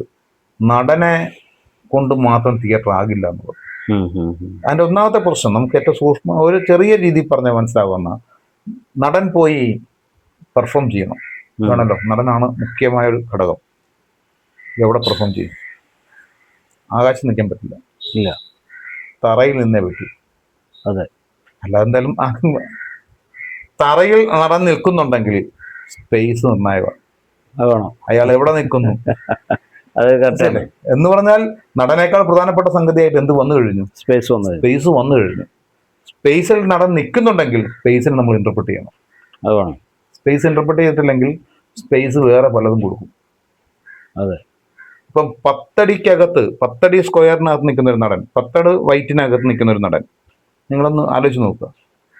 ആ നടൻ വെറുതെ നിൽക്കുന്നു എന്ന് പറയുന്ന നടന്റെ കമ്മ്യൂണിക്കേഷനും, അത് 100 അടിക്കകത്ത് കറുത്തൊരു തലം അത് നടക്കുന്ന നടനും ഒന്നും ചെയ്യണ്ട, 2 കമ്മ്യൂണിക്കേഷൻ. അതെ, അപ്പൊ നടനാണോ പ്രധാനം? സ്പേസ് ആണ്. അങ്ങനെ സ്പേസ് തന്നെയാണ്. സ്പേസിൽ തുടങ്ങേണ്ടി വരും. ഞാൻ ഇതേ പറഞ്ഞു വന്നത്. അപ്പൊ നടൻ എന്ന് പറയാൻ നടൻ ഇല്ലെന്നല്ല, പക്ഷെ നടൻ വേണമെങ്കിൽ സ്പേസ് ഇന്റർപ്രറ്റ് ചെയ്യണം. സ്പേസും മാത്രമല്ല, ടൈമും ഇന്റർപ്രറ്റ് ചെയ്യണം. അതെ, മനസ്സിലല്ലേ? സ്പേസും ടൈമും ഇല്ലാതെ നടനില്ല. അപ്പൊ നടനാണോ മുഖ്യം, സ്പേസ് ആണോ മുഖ്യം, ടൈമാണോ മുഖ്യം? എന്നുവെച്ചാൽ ഇതിന്റെ മിക്സ് ആണ് സംഭവിക്കുന്നതാണ്. അതായത് ഇതിന്റെ ഒരു മിക്സ് ആണ് തിയേറ്റർ. കൃത്യമായ അനുവാദം കണ്ടുപിടിക്കാൻ പറ്റിയില്ലെങ്കിൽ ഇത് നമ്മളെ തെറ്റായ വഴിയിലേക്ക് നയിക്കും. നമ്മൾ ഉദ്ദേശിക്കുന്നതല്ലാത്ത കൊടുക്കും. ഇനി അതേപോലെ തന്നെ ഒരു നടൻ ഒരു 50 അടി സ്ക്വയറിന്റെ നടുക്ക് ഒരു നടൻ നിൽക്കുന്നു, ഒന്നും ചെയ്യുന്നില്ല. അയാളുടെ മുകളിൽ നിന്നും ഒരു വെളുത്ത വെള്ളി വെളിച്ചം, ഒരു ബീം താഴേക്ക് വന്ന് പതിക്കുന്നു അയാളുടെ മുകളിലേക്ക്. അത് ക്രമേണ ചുവപ്പായി മാറുന്നു. വളരെ ക്രമേണ അത് ചുവപ്പായി മാറി തപ്പേന്ന് അപ്രത്യക്ഷമാകുന്നു. ഇനി അതേ നടൻ അവിടെ തന്നെ നിൽക്കുന്നു. അയാളുടെ മുകളിലേക്ക് നല്ല ചുവന്ന വെളിച്ചം നേരിട്ടും തപ്പേന്നൊന്ന് വീഴുന്നു. കുറച്ച് കഴിഞ്ഞിട്ട് അത് പെട്ടെന്ന് നഷ്ടപ്പെടുന്നു. 2 കമ്മ്യൂണിക്കേഷൻ ആയിരിക്കും. ഇനി അതേ നിൽക്കുന്ന ആളുടെ താഴെ നിന്നൊരു വെളിച്ചം ആരംഭിക്കുന്നു. അത് വന്ന് നല്ല നല്ല ബേണായി പെട്ടെന്ന് കൊണ്ട് നഷ്ടപ്പെട്ടു പോകുന്നു. വേറൊരു കമ്മ്യൂണിക്കേഷൻ ആയിരിക്കും. അപ്പൊ ഇതിൽ ഏതാണ് വർക്ക് ചെയ്തത്? നടനൊന്നും ചെയ്തിട്ടില്ല, അവിടെ നിന്നാ മതി. അപ്പൊ ബേസിക്കലി ഇതെല്ലാം പഠിച്ചാലാണ് നാടകമുള്ളൂ. അത് പറഞ്ഞാല് ഇത് തീരുമാനിക്കാൻ, അതായത് നടനെ തന്നെ തീരുമാനിക്കാൻ, നടൻ മുഖ്യമാണ്, പക്ഷെ നടനെ തന്നെ തീരുമാനിക്കാൻ ഇത്രയും ഫാക്ടേഴ്സ് ഉണ്ട്. ആ നിൽക്കുന്ന നടൻ എന്തായിരിക്കണം, ആ നിൽക്കുന്ന കഥാപാത്രം എന്തായിരിക്കും. നടൻ കഥാപാത്രമാണല്ലോ വേണ്ടത് അരങ്ങില്. അത്യന്തികമായി മാറിത്തീരുന്ന കഥാപാത്രത്തെ തീരുമാനിക്കാൻ ഇത്രയും സംഗതികൾ അവിടെ പ്രവർത്തിച്ചുകൊണ്ടിരിക്കുന്നു. ഞാൻ ചെറിയ ഏതാനും കാര്യങ്ങളാണ് പറഞ്ഞത്. ഇതേ ഘടകങ്ങൾ ഇനി ശബ്ദത്തിലുണ്ട്. അത്രയും ഘടകങ്ങൾ കൂടിയാലേ നടന് തുടങ്ങാൻ പറ്റുള്ളൂ, അല്ലാതെ നടൻ അവസാനിപ്പിക്കാൻ പറ്റുമെന്നല്ല. അത്ര എന്തൊക്കെയാണെന്ന് തീരുമാനിച്ചതിന് ശേഷം നടൻ ആരംഭിക്കാൻ പറ്റുള്ളൂ, നടൻ എന്നുള്ള നിലയ്ക്ക് ആരംഭിക്കാൻ പറ്റുള്ളൂ. അപ്പൊ എത്ര സങ്കീർണമാണ് നടന്റെ സ്ഥാനം. അതെ. അല്ല, ഞാൻ ചില സാമേട്ടന മറ്റുള്ള സംവിധായകരൊന്നും വ്യത്യസ്തമായ സാമേട്ടന ഓരോ സീനും വരച്ച്, ഒരു നാടകം ചെയ്യുമ്പോൾ ഇന്ന സീൻ ഇന്ന പോലെ ആയിരിക്കണം എന്ന് വരച്ച്, കൃത്യമായി വരച്ച്, അടുത്ത സീന് വരച്ച്, അതിൽ ഇന്ന പ്രോപ്പർട്ടി ഇവിടെ ഇരിക്കണം, നടൻ ഇവിടെ നിൽക്കണം, മറ്റേ വെളിച്ചം ഇവിടെ വരണം, അല്ലെങ്കിൽ മറ്റേ അതിൻ്റെ എന്തെങ്കിലും ഒരു നടി ഇവിടെ നിൽക്കണം. അങ്ങനെ ഒരു കൃത്യമായ, എനിക്ക് തോന്നുന്നത് ഒരു ആർട്ടിസ്റ്റ് കൂടി ആയതുകൊണ്ടാണോ എന്നറിയില്ല, കൃത്യമായ ഒരു രൂപരേഖ ഓരോ സീൻ ബൈ സീനും ഉണ്ടാക്കിയിട്ട് നാടകം ചെയ്യുന്ന അപൂർവം ചില വ്യക്തി. എൻ്റെ ജീവിതത്തിൽ ഞാൻ വേറൊരാളെ കണ്ടിട്ടില്ല, സാമ്പേട്ടനെ മാത്രമേ കണ്ടിട്ടുള്ളൂ. അപ്പൊ ഈ വൈശാലി ചെയ്യുന്ന സമയത്ത് ഈ ഭരതേട്ടൻ ഇങ്ങനെ ഓരോ സീനും വരച്ചിട്ടാണ് ചെയ്തേക്കുന്നത്. അപ്പൊ ഞാൻ ഈ നാടകത്തിലേക്ക് വരുമ്പോൾ നാടകത്തിൽ മറ്റൊരു ഭരതേട്ടനാണോ സാമേട്ടനെ ഞാൻ പലപ്പോഴും ചിന്തിച്ചു പോയിട്ടുണ്ട്. ഞാൻ ഒരു നാടകത്തിൽ സമേട്ടൻ സംവിധാനം ചെയ്യാത്ത സമേട്ടന്റെ കൂടെയുള്ള ഷെബിൻ സംവിധാനം ചെയ്ത സാധുജന പാലകൻ എന്ന് പറയുന്ന സമേട്ടൻ തന്നെ എഴുതിയ നാടകത്തിൽ അഭിനയിക്കുമ്പോൾ ഞാൻ കണ്ട ഒരു സംഗതിയാണ് ഈ ഒരു പറയുന്ന സംഗതി. അപ്പൊ എല്ലാ നാടകങ്ങളും അങ്ങനെയൊക്കെ തന്നെയായിരിക്കുമല്ലോ. ഒരുപക്ഷെ ഇത്രയധികം സൂക്ഷ്മതയോടുകൂടി നാടകം ചെയ്യുന്ന മറ്റൊരു വ്യക്തിയെ ഞാൻ കണ്ടിട്ടില്ല. ഒരുപക്ഷെ അതുകൊണ്ട് തന്നെ ആയിരിക്കും നാടകത്തെക്കുറിച്ച് തന്നെയുള്ള ഏറ്റവും വലിയ 2 മഹാഗ്രന്ഥങ്ങൾ രചിക്കാൻ കഴിഞ്ഞത്. എന്താണ് അതിനെക്കുറിച്ച് പറയാനുള്ളത്? ആ ഗ്രന്ഥങ്ങളെ കുറിച്ച് എന്താണ് പറയാനുള്ളത്? അല്ല, എന്താ വെച്ചാൽ നാടകത്തിനകത്ത് ചെയ്യുമ്പോഴേ നമ്മളത് അരങ്ങ് ഒരു സംവേദനക്ഷമമായിരിക്കുന്ന ഒരു പ്രദേശമാണ്. അവിടെ പ്രേക്ഷകൻ നമ്മുടെ മുമ്പിൽ നിൽക്കുമ്പോൾ പ്രേക്ഷകന് മുൻധാരണയൊന്നുമില്ല. നമ്മൾ എന്ത് ചെയ്യുന്നോ അതിൽ നിന്നാണ് പ്രേക്ഷകൻ സ്വീകരിക്കുന്നത്. അവിടെ നമ്മൾ ഏതെങ്കിലും ഒരു കാര്യം ചെയ്തില്ലെങ്കിൽ അവിടെ നിന്ന് പ്രേക്ഷകൻ ചിലത് കൂട്ടിച്ചേർക്കും. ആ ഓപ്ഷൻ എന്ന് പറയുന്നത് അവർ കൂട്ടിച്ചേർക്കുന്ന എന്താണെന്ന് നമുക്ക് പറയാൻ കഴിയില്ല. അത് നമ്മൾ പറയാൻ ആഗ്രഹിച്ചതിന്റെ വിപരീതമായിരിക്കുക. അപ്പൊ ഈ വിപരീതം ഉണ്ടാകാതിരിക്കണമെങ്കിൽ നമ്മൾ എന്ത് ചെയ്യേണ്ടതുണ്ട്? അതിനെ പൂർണ്ണമായും നമ്മുടെ കൺട്രോളിൽ കൊണ്ടുവരേണ്ടതുണ്ട്. ആ സ്പേസിനെ, ആ ടൈമിനെ പൂർണ്ണമായും, അത് എത്രമാത്രം പൂർണ്ണമായും നമ്മുടെ കയ്യിലെത്തുന്നോ അത്രയും നമ്മൾ പറയുന്ന കാര്യം തന്നെ കമ്മ്യൂണിക്കേഷനിൽ വന്നു എന്നൊക്കെ വിശ്വസിക്കുക. അല്ലാതെ വിശ്വസിക്കാൻ കഴിയില്ല. ഇതാണ് ഈ ഇത്രയും സൂക്ഷ്മമായിട്ട് ചെയ്യുന്നതിൻ്റെ കാരണം. ഓരോ കാര്യം ചെയ്യുമ്പോൾ അവിടെ നമ്മളെ ശ്രദ്ധയിലല്ലാതെ നമുക്ക് പുറത്തൊന്നും ഒന്നും സംഭവിക്കാൻ പാടില്ല എന്ന് പറയുന്ന നിഷ്കർഷ നമുക്ക് ആവശ്യമുണ്ട്, സ്റ്റേജിന് ആവശ്യമുണ്ട്. അപ്പം അത് ചെയ്യേണ്ടത് സംവിധായകനാണ്. നിലവിലുള്ള സാഹചര്യത്തിൽ സംവിധായകൻ അതിൻ്റെ ഒരു ഫോർമാറ്റ് കൈകാര്യം ചെയ്യുന്ന വ്യക്തി എന്നുള്ള നിലയിൽ സംവിധായകനാണ്. വേറെ ആർക്കും അതിന് ഓപ്ഷൻ ഇല്ല. അതുകൊണ്ടാണ് നമ്മളത് ഏറ്റെടുക്കേണ്ടി വരുന്നത്. അപ്പം അത് നമ്മൾ ചെയ്യുന്നതിൻ്റെ ഭാഗമായിട്ടാണ് ഇത്രയും സൂക്ഷ്മമായിട്ട് ഓരോ സാധനങ്ങൾ. തന്നെയല്ല, ഈ സ്പേസ് എന്ന് പറയുന്നത് അതിന് ഭയങ്കര ഫ്ലൂയിഡിറ്റി ഉണ്ട്. ഈ തിയേറ്ററിൻ്റെ സ്പേസ് ആവട്ടെ, ഏത് സ്പേസിനുണ്ട്. തിയേറ്റർ നമ്മളതിൻ്റെ ഒരു വിഷ്വൽ സ്പേസ്, നമ്മളൊരു വിഷ്വൽ ഫ്രെയിം നിർമ്മിക്കുന്നുണ്ട്. സിനിമ ആയാലും ഏത് സ്റ്റേജ് ഫോമിലായാലും സ്പേസ് ഭയങ്കര ഫ്ലൂയിഡായി കിടക്കുന്ന ഒരു പ്രദേശം. നമ്മൾ സയൻസ് നോക്കിയിട്ട് അതിലെപ്പോഴും എനർജിയുടെ ഒരു ഫ്ലോ ഉണ്ടോ. ഇത് നിരന്തരം മാറിക്കൊണ്ടിരിക്കും. അത് ഈ ബ്ലാക്ക് ബോർഡ്, ഞാൻ ആദ്യം പറഞ്ഞ പോലെ ബ്ലാക്ക് ബോർഡിൽ ഒരു കുത്തിടുന്നത് വരെ ബ്ലാക്ക് ബോർഡിൽ എങ്ങും എനർജി ഫീൽഡ് ഇല്ല. നിങ്ങൾ ആ ബ്ലാക്ക് ബോർഡിൽ ഒരു ചോക്ക് കൊണ്ട് ഒരു കുത്തിട്ട് നോക്കും, അവിടെ നിന്ന് ഒരു എനർജി ഫീൽഡ്, ആ കുത്തിൽ നിന്ന് നിങ്ങൾക്ക് കോൺസെൻട്രേഷൻ സ്റ്റാർട്ട് ആവും. എങ്ങനെ വന്നാലും അവിടെ ശ്രദ്ധിക്കാൻ എന്ന് പറഞ്ഞതുപോലെ തിയേറ്ററിന്റെ ഈ ഫീൽഡ് പെട്ടെന്ന് ആക്ടിവേറ്റ് ചെയ്തു. എന്തെങ്കിലും ഒരു പ്രസൻസ് വന്നാൽ ചിലപ്പോൾ പ്രോപ്പർട്ടി ആയിരിക്കാം, ചിലപ്പോൾ അതോടുകൂടിയാണ് ഇതിന്റെ ഈ എനർജി ഫീൽഡ് ക്രിയേറ്റ് ചെയ്തത്. അതായത് ബ്ലാക്ക് ഔട്ടിൽ നിന്ന് ലൈറ്റ് ഒക്കെ തുടങ്ങുമ്പോൾ എവിടെയെങ്കിലും ഒരു സാധനം ഉണ്ടെങ്കിൽ അവിടെ നിന്ന് അതിന്റെ എനർജിയുടെ ആ ഫ്ലോ സ്റ്റാർട്ട് ആവും. ഈ സ്റ്റാർട്ട് ആയി കഴിഞ്ഞാൽ ഇത് അങ്ങോട്ടും ഇങ്ങോട്ടും മാറിക്കൊണ്ടിരിക്കും. ഈ എനർജി ഫീൽഡ് മാറിക്കൊണ്ടിരിക്കും, ഫോക്കസുകൾ മാറിക്കൊണ്ടിരിക്കും. സൂക്ഷ്മമായിട്ട് അറിയാവുന്നവർക്ക് മാത്രം കണ്ടുപിടിക്കാൻ പറ്റും എന്ന് മാത്രമല്ല, അത് സയൻസ് ഉണ്ട് കൃത്യമായി. ആ എനർജി ഫീൽഡിൽ ആക്ടേഴ്സിനെ കൊണ്ടുവരിക, ആ എനർജി ഫീൽഡിൽ നമ്മൾ കമ്മ്യൂണിക്കേറ്റ് ചെയ്യിക്കുക എന്ന് പറയുന്ന രീതിയിൽ, അതിലാണ് ഈ പ്ലേക്ക് അതിന്റെ ബലം കൂടുന്നത്. നമ്മൾ പറയുന്ന സബ്ജക്റ്റിനെ ഫോക്കസ് ചെയ്യുന്ന എങ്ങനെ ഈ എനർജി ഫീൽഡിന്റെ, അതായത് പെയിന്റിങ്ങിലൊക്കെ നിങ്ങൾ ഗോൾഡൻ പോയിന്റ്സ് എന്നൊക്കെ പറഞ്ഞ കാണാൻ മനസ്സിലായിട്ടുണ്ടാവും. ഇതേപോലെ ഇപ്പൊ തീർന്നത് പിന്നെ പെർമനന്റ് ഫീൽഡ് അല്ല, ഫീൽഡ് പിന്നെ മാറിക്കൊണ്ടിരിക്കും. അത് സൂക്ഷ്മമായി നോക്കി കാണാൻ നോക്കുക. ഇവിടെ ആക്ട് വരുമ്പോൾ പിന്നെ ശ്രദ്ധയ്ക്ക് ഫീൽഡ് മാറും. ആ ഫീൽഡ് മാറുമ്പോൾ അത് അവിടെ നിന്ന് ഇന്ന രീതിയിലുള്ള ഒബ്ജക്റ്റ് വെച്ചിട്ട് അല്ലെങ്കിൽ ഇന്ന രീതിയിലുള്ള ലൈറ്റ് വെച്ചിട്ട് ഈ രീതിയിൽ അതിനെ ആക്ടിവേറ്റ് ചെയ്യേണ്ടി വരും. എന്നെങ്കിലും അതിന്റെ കമ്മ്യൂണിക്കേഷൻ എത്തുള്ളൂ. ഇങ്ങനെ വെച്ചിട്ട് ഒരു സയൻസ് നമ്മളൊരു 1.5 മണിക്കൂർ 2 മണിക്കൂറിലേക്ക് നിർമ്മിച്ചെടുക്കാൻ ചെയ്യും. അതാണ് അതിന്റെ കംപ്ലീറ്റ് വർക്ക് എന്ന് പറയുന്നത്, തിയേറ്ററിനകത്തുള്ള വർക്ക് എന്ന് പറയുന്നത്. ജസ്റ്റ് ആക്ടറെ പ്ലേസ് ചെയ്യലല്ല. അങ്ങനെ അതിന്റെ എനർജി ഫീൽഡ് നോക്കിയിട്ട് അതായത് ഇൻവിസിബിൾ ആണ്, ആ ഫീൽഡ് ഇൻവിസിബിൾ ആണ്. അവിടെ നിന്നും നമ്മൾ കറക്റ്റ് ആക്ടേഴ്സിനെ പ്ലേസ് ചെയ്ത് ഈ പറയുന്ന കംപ്ലീറ്റ് ഫ്രെയിമിനകത്ത് എവിടെ വെച്ചാലാണ് ആ എനർജിയുടെ കോൺസെൻട്രേഷൻ നേരെ നമ്മൾ ഉദ്ദേശിക്കുന്ന സബ്ജക്റ്റിലേക്ക് എത്തുക എന്നാണ് നോക്കുന്നത്. അങ്ങനെയാണ് ഓരോ സെക്കൻഡ്സും ഡിസൈൻ ചെയ്തു പോകുന്നത്. ഓരോ സെക്കൻഡ്സിനും ആക്ടേഴ്സിന്റെ പ്ലേസ്മെന്റ്, ആക്ടേഴ്സിന്റെ കൂടെ ചിലപ്പോൾ പ്രോപ്പർട്ടി ആയിരിക്കും നമ്മൾ ബാക്ക് വെച്ചിട്ട് ഇവിടേക്ക് ഫോക്കസ് കൊടുത്തിരിക്കുന്നത്. അതായത് ഇയാളുടെ ഗാന്ധിജിയുടെ പെയിന്റിങ്ങിനകത്ത് നോക്കി കഴിഞ്ഞാൽ കാണാം ക്രൈസ്റ്റ് ഇരിക്കുന്നത് ലാസ്റ്റപ്പടികൾ, അതിന്റെ ഫോക്കസ് വേറെ സൈഡിൽ നടക്കുന്നത്. അവിടെ ഒറ്റ ലൈൻ വരച്ചു കഴിഞ്ഞാൽ ഈ ഇതിന്റെ കറക്റ്റ് ഫോക്കൽ പോയിന്റിലാണ് ക്രൈസ്റ്റ് ഇരിക്കുന്നത്. അതുകൊണ്ടാണ് നിങ്ങൾ നോക്കുമ്പോൾ ആദ്യം കാണുന്നത് ആരെ? ക്രൈസ്റ്റിനെ നമുക്ക് ഫേസ്ബുൾ ആദ്യത്തെ നമ്മൾ നോക്കാൻ പോകും.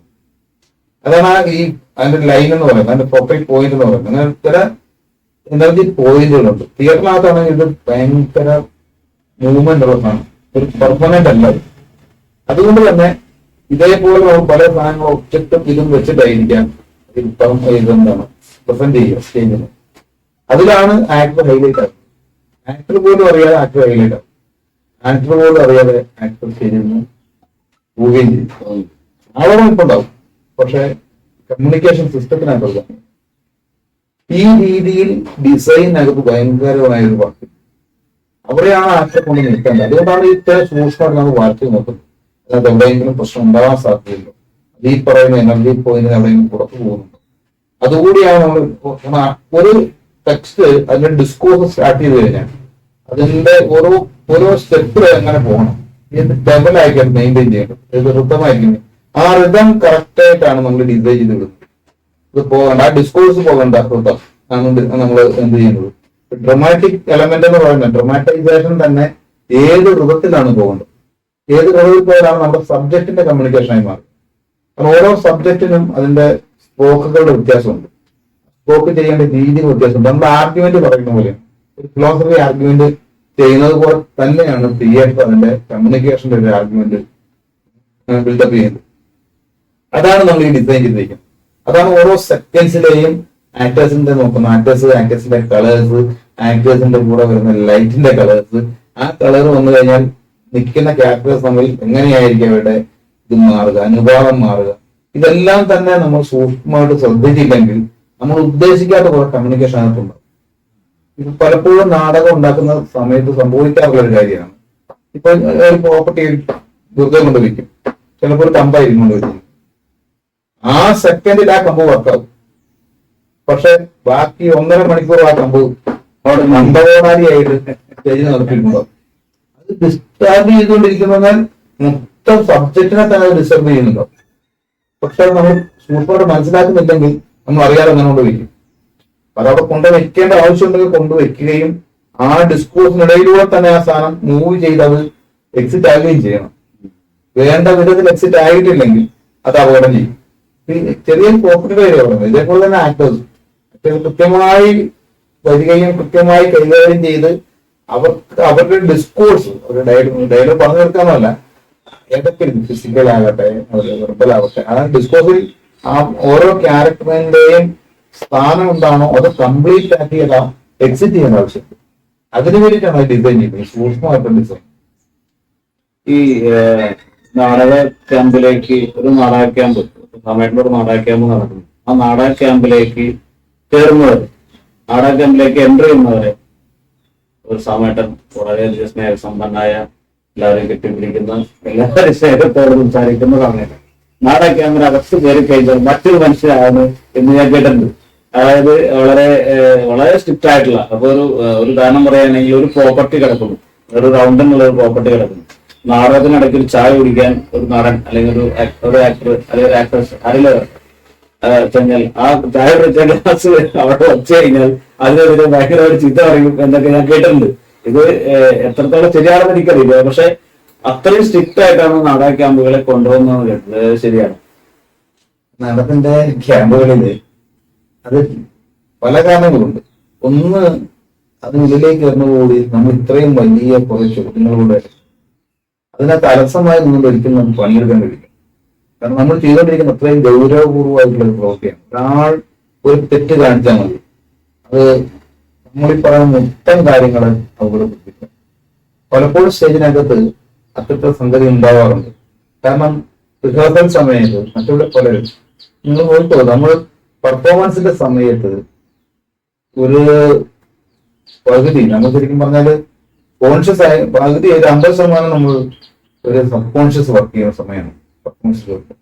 നമുക്ക് പകുതി സമയത്ത് നമ്മുടെ ഒരു അബോധം പോലെയാണ് അത് അങ്ങനെ സംഭവിക്കും പെർഫോമൻസ് സമയത്ത് കയറുമ്പോൾ. ഈ സമയത്ത് നിങ്ങൾ റിഹേഴ്സൽ സ്പേസിൽ കാണിച്ച അലസതയായിരിക്കും ആദ്യം തലേക്ക് ഈ അബോധത്തിൽ കയറുന്നത്. അതിനെയാണ് ഭയപ്പെടുന്നത്. അതുകൊണ്ടാണ് നിങ്ങൾ റിഹേഴ്സൽ സ്പേസിൽ പൂർണ്ണമായും, ഞാൻ എപ്പോഴും നടന്മാരോട് പറഞ്ഞു, നിങ്ങൾ ഒരു കാരണവശാലും റിഹേഴ്സൽ സ്പേസിൽ നിന്നുകൊണ്ട് തമാശ പോലും പറയും. റിഹേഴ്സൽ നിർത്തി നിങ്ങൾ വെറുതെ ഇരുന്നുകൊണ്ട് തമാശ പറഞ്ഞോളൂ, എന്തുവാനും ചെയ്തു, അതൊന്നും തെറ്റാവില്ല. മറിച്ച് റിഹേഴ്സലിനിടയിൽ ഒരു തമാശ പറയാൻ പോയാൽ, അശ്രദ്ധമായി അലസമായി എന്തെങ്കിലും ഒരു വസ്തുവിനെ ഇട്ടിച്ചു പോയാൽ, ഈ അലസമായി ഇട്ടുപോകുന്ന കാര്യം നിങ്ങളുടെ തലയ്ക്കുള്ളിൽ അതൊരിക്കലും ഇതിനെ പോകില്ല. നിങ്ങൾ സീരിയസ് ആയി കണ്ടുകൊണ്ടുവരുന്നുള്ളൂ. ആ സ്പേസ് എപ്പോഴും നിങ്ങളുടെ ഉള്ളിൽ സീരിയസ് ആയി കിടക്കും. നിങ്ങൾ പെർഫോം ചെയ്യുന്ന സമയത്ത് ഈ പറയുന്ന നിങ്ങളുടെ സബ് കോൺഷ്യസ് ആക്റ്റീവ് ആകുമ്പോൾ അത് കൃത്യമായിട്ടും ഇല്ലെങ്കിൽ അവിടെ നിങ്ങൾ സ്റ്റേജിനുള്ളിൽ വലിയ ഉറപ്പായിട്ട് നമ്മൾ ഉദ്ദേശിക്കുന്ന ലെവലിൽ നിന്ന് താഴേക്ക് മുകളിലേക്കൊക്കെ പോകാം. അത് ഉണ്ടാകാതിരിക്കണമെങ്കിൽ നമ്മൾ റിഹേഴ്സലിന് അത്രയും ചിട്ടയോട് കൂടി കൊണ്ടുപോകും. അതാണ് ഒന്നാമത്തെ കാര്യം. അത് ഈ രീതിയിൽ ഒരു പ്രവർത്തനം നടന്മാർക്കുള്ളിൽ ശരീരത്തിൽ ഉണ്ടാവും എന്ന് നമുക്കറിയാം. രണ്ട്, നമ്മൾ ഏതൊരു ഡിസ്കോഴ്സിനും അതിൻ്റെ ഒരു ടൈമിംഗ് ഉണ്ട്. ഒരു നാടകം കളിച്ചു തുടങ്ങും, എനിക്ക് ഇഷ്ടമുള്ളത് ചെയ്യാൻ കഴിയില്ല. കാരണം നമ്മൾ നാടകത്തിനുണ്ടാകുന്ന ഒരു 10 പേർ കളിക്കുന്നുണ്ടെങ്കിൽ ആ 10 പേരും 10 പേർ ഉപയോഗിക്കുന്ന പ്രോപ്പർട്ടികളും അവിടേക്ക് വരുന്ന വെളിച്ചങ്ങളും ആ സ്ഥലവും എല്ലാം ചേർന്നിട്ടാണ് നമ്മളൊരു ടോട്ടൽ കമ്മ്യൂണിക്കേഷൻ സിസ്റ്റം ഉണ്ടാക്കുന്നത്. ടോട്ടലാണ്. അതിലൂടെയാണ് നമ്മൾ പറയുന്ന വിഷയം യഥാർത്ഥത്തിൽ സംബോധിക്കേണ്ടത്. ഇതിൽ ഒരാൾ തെറ്റിച്ചാൽ മതി. ഒരാളെ തെറ്റിച്ചാൽ ഈ പറയുന്ന മുഴുവൻ കാര്യങ്ങളും ഏതെങ്കിലും സന്ദർഭത്തിൽ തെറ്റാണ്. ഈ മുഴുവൻ കാര്യങ്ങളും സ്റ്റേജിനുള്ളിൽ നിങ്ങൾക്ക് ഇംപ്രൈസ് ചെയ്യാൻ പറ്റില്ല ഞാൻ വിശ്വസിക്കുന്ന ആളാണ്. കാരണം സ്റ്റേജിനുള്ളിൽ ഇംപ്രൈസ് നിങ്ങൾ ചെയ്യുക എന്ന് പറഞ്ഞു കഴിഞ്ഞാൽ നിങ്ങൾ അതുവരെ നിങ്ങൾ ഉണ്ടാക്കാൻ തീരുമാനിച്ച കമ്മ്യൂണിക്കേഷൻ സിസ്റ്റത്തിൽ തെറ്റിക്കാൻ നോക്കാം. നിങ്ങൾക്ക് എന്ത് ചെയ്യാൻ പറ്റും എന്നുള്ളത് നിങ്ങൾക്ക് റിഹേഴ്സലിൽ കാണും. എല്ലാവർക്കും അവരുടെ മാക്സിമം ഇതൊക്കെ പറ്റും എന്ന് പറഞ്ഞതിന് ശേഷമാണ് ഇനി നമ്മൾ തമ്മിൽ എന്താണ് എന്ന് തീരുമാനം. അതാണ് ഫിക്സ് ചെയ്യുന്നത്. അത് ഫിക്സ് ചെയ്ത് കഴിഞ്ഞിട്ട് മാറിയാൽ പിന്നെ മാറി അതുപോലെ ഇംപ്രൈസേഷൻ ഉണ്ടല്ലോ. ആ ഇംപ്രൈസേഷൻ സമയമുണ്ട്. ഒരു ആക്ടർ എന്ത് ചെയ്യും, പല രീതിയിൽ അത് ബാധിക്കും. ഉദാഹരണം പറഞ്ഞു കഴിഞ്ഞാൽ ഒരു നടനെ കൂടെ നിൽക്കുന്ന ആളെ വിശ്വസിക്കുകയാണ്, അല്ലെ? ഞാനിങ്ങനെ ചെയ്യുമ്പോൾ അയാൾ ഇങ്ങനെ ചെയ്യും, നമ്മൾ അങ്ങോട്ട് ചെയ്യുമ്പോൾ അയാൾ വേറൊന്നും ചെയ്ത് കഴിഞ്ഞാൽ ഇങ്ങനെ അങ്കിച്ച് വേറൊന്നും കിട്ടാം. ഇതൊന്നും കാണാൻ അതുവരെ അവർ തീരുമാനിച്ച കാര്യങ്ങളെല്ലാം പൊളിയാണ്. അവിടുന്ന് വേറൊരു കാര്യം സംഭവിക്കും. അതാ പ്രശ്നം. അതായത് കുറെ സമയത്ത് അവിടെ വഞ്ചന കൂടി നടക്കുന്നുണ്ട്. കൂടെ നിൽക്കുന്ന ചതിക്കലും കൂടിയാണ് ഇംപ്രൈസർ എന്ന് പറഞ്ഞ മതി. സ്റ്റേജിനുള്ളിൽ ഇംപ്രൈസേഷൻ, മറിച്ച് സ്റ്റേജിന് മുമ്പ് അവനത് കാണിച്ച് ഇതൊക്കെ ചെയ്യാൻ എനിക്ക് സാധ്യതയുണ്ട്, ഇതൊക്കെ എനിക്ക് എന്റെ കയ്യിലുണ്ടാവും എന്ന് പറഞ്ഞ് അതിനകത്തുനിന്ന് നിങ്ങൾ തമ്മിൽ എന്തായിരിക്കും എന്നൊരു പ്ലാനിങ് ആക്കിയാൽ അത് ഗംഭീരമായിട്ട് പെർഫോമൻസ് കാണും. അറിയാം എന്ത് സംഭവിക്കും. ആ സംഭവിക്കാമെന്നല്ലാത്ത ഒരു സെക്കൻഡ് അങ്ങോട്ടും ഇങ്ങോട്ടോ പോകില്ല. അത്രയും പെർഫെക്റ്റ് ആണ് നമ്മൾ ചെയ്യുന്ന പ്രവൃത്തിയെ കുറിച്ച്. ഫിസിക്കലി മെന്റലി എല്ലാം അത്രയും പെർഫെക്റ്റ് ആയാൽ നമുക്ക് ഈ നമ്മുടെ സംവേദന ക്ഷമതയെ വിപുലീകരിക്കേണ്ടി വരും. അതങ്ങനെയാണ് വിപുലീകരിക്കേണ്ടത്. അങ്ങനെ ചെയ്തുണ്ടാക്കുന്ന എഗ്രിമെന്റിനെയാണ് നമ്മൾ പെർഫോമൻസ് എന്ന് വിളിക്കുന്നത്. അല്ലാതെ അവിടെ ചെന്നിട്ട് എന്തെങ്കിലും കാണിക്കുന്നത് അത് കയ്യാലപ്പുറത്തിരിക്കുന്ന തേങ്ങ പോലെ. നമ്മൾ എന്തൊക്കെ കാണിച്ചു, അവർക്ക് എന്തൊക്കെ മനസ്സിലായി, നമുക്കതേ ആവശ്യമുള്ളെങ്കിൽ ഓക്കെ. മറിച്ച് അതല്ല, നമ്മളിപ്പോ ഒരു പാട്ട് നമ്മൾ വേറെ രാഗത്തിൽ പാടി, അല്ലെങ്കിൽ നമ്മൾ കേട്ട് ശീലിച്ച് ആ പാട്ടിന് നമുക്ക് ഉണ്ടാക്കാൻ ഒരു ഇംപ്രഷൻ കൊടുക്കാൻ വേണ്ടി അതിന് രാഗം നിശ്ചയിക്കും. ആ രാഗം നിശ്ചയിക്കാത്ത ഒരു രാഗത്തിൽ നിന്ന് നമുക്ക് പാടാൻ കഴിയും. നിശ്ചയിക്കാത്ത രീതിയിൽ രാഗത്തിൽ നമുക്ക് പാടാൻ പറ്റും. അതെന്താ കമ്മ്യൂണിക്കേഷൻ എന്താകും എന്നുള്ളത് നമുക്ക് അറിയില്ല.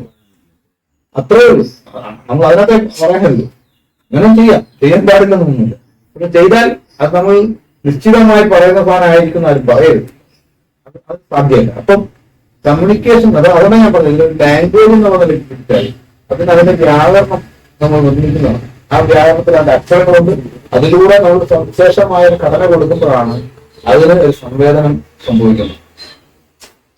ഒരു ഭാഷയ്ക്ക് അങ്ങനെ ആയിരിക്കാൻ കഴിയില്ല.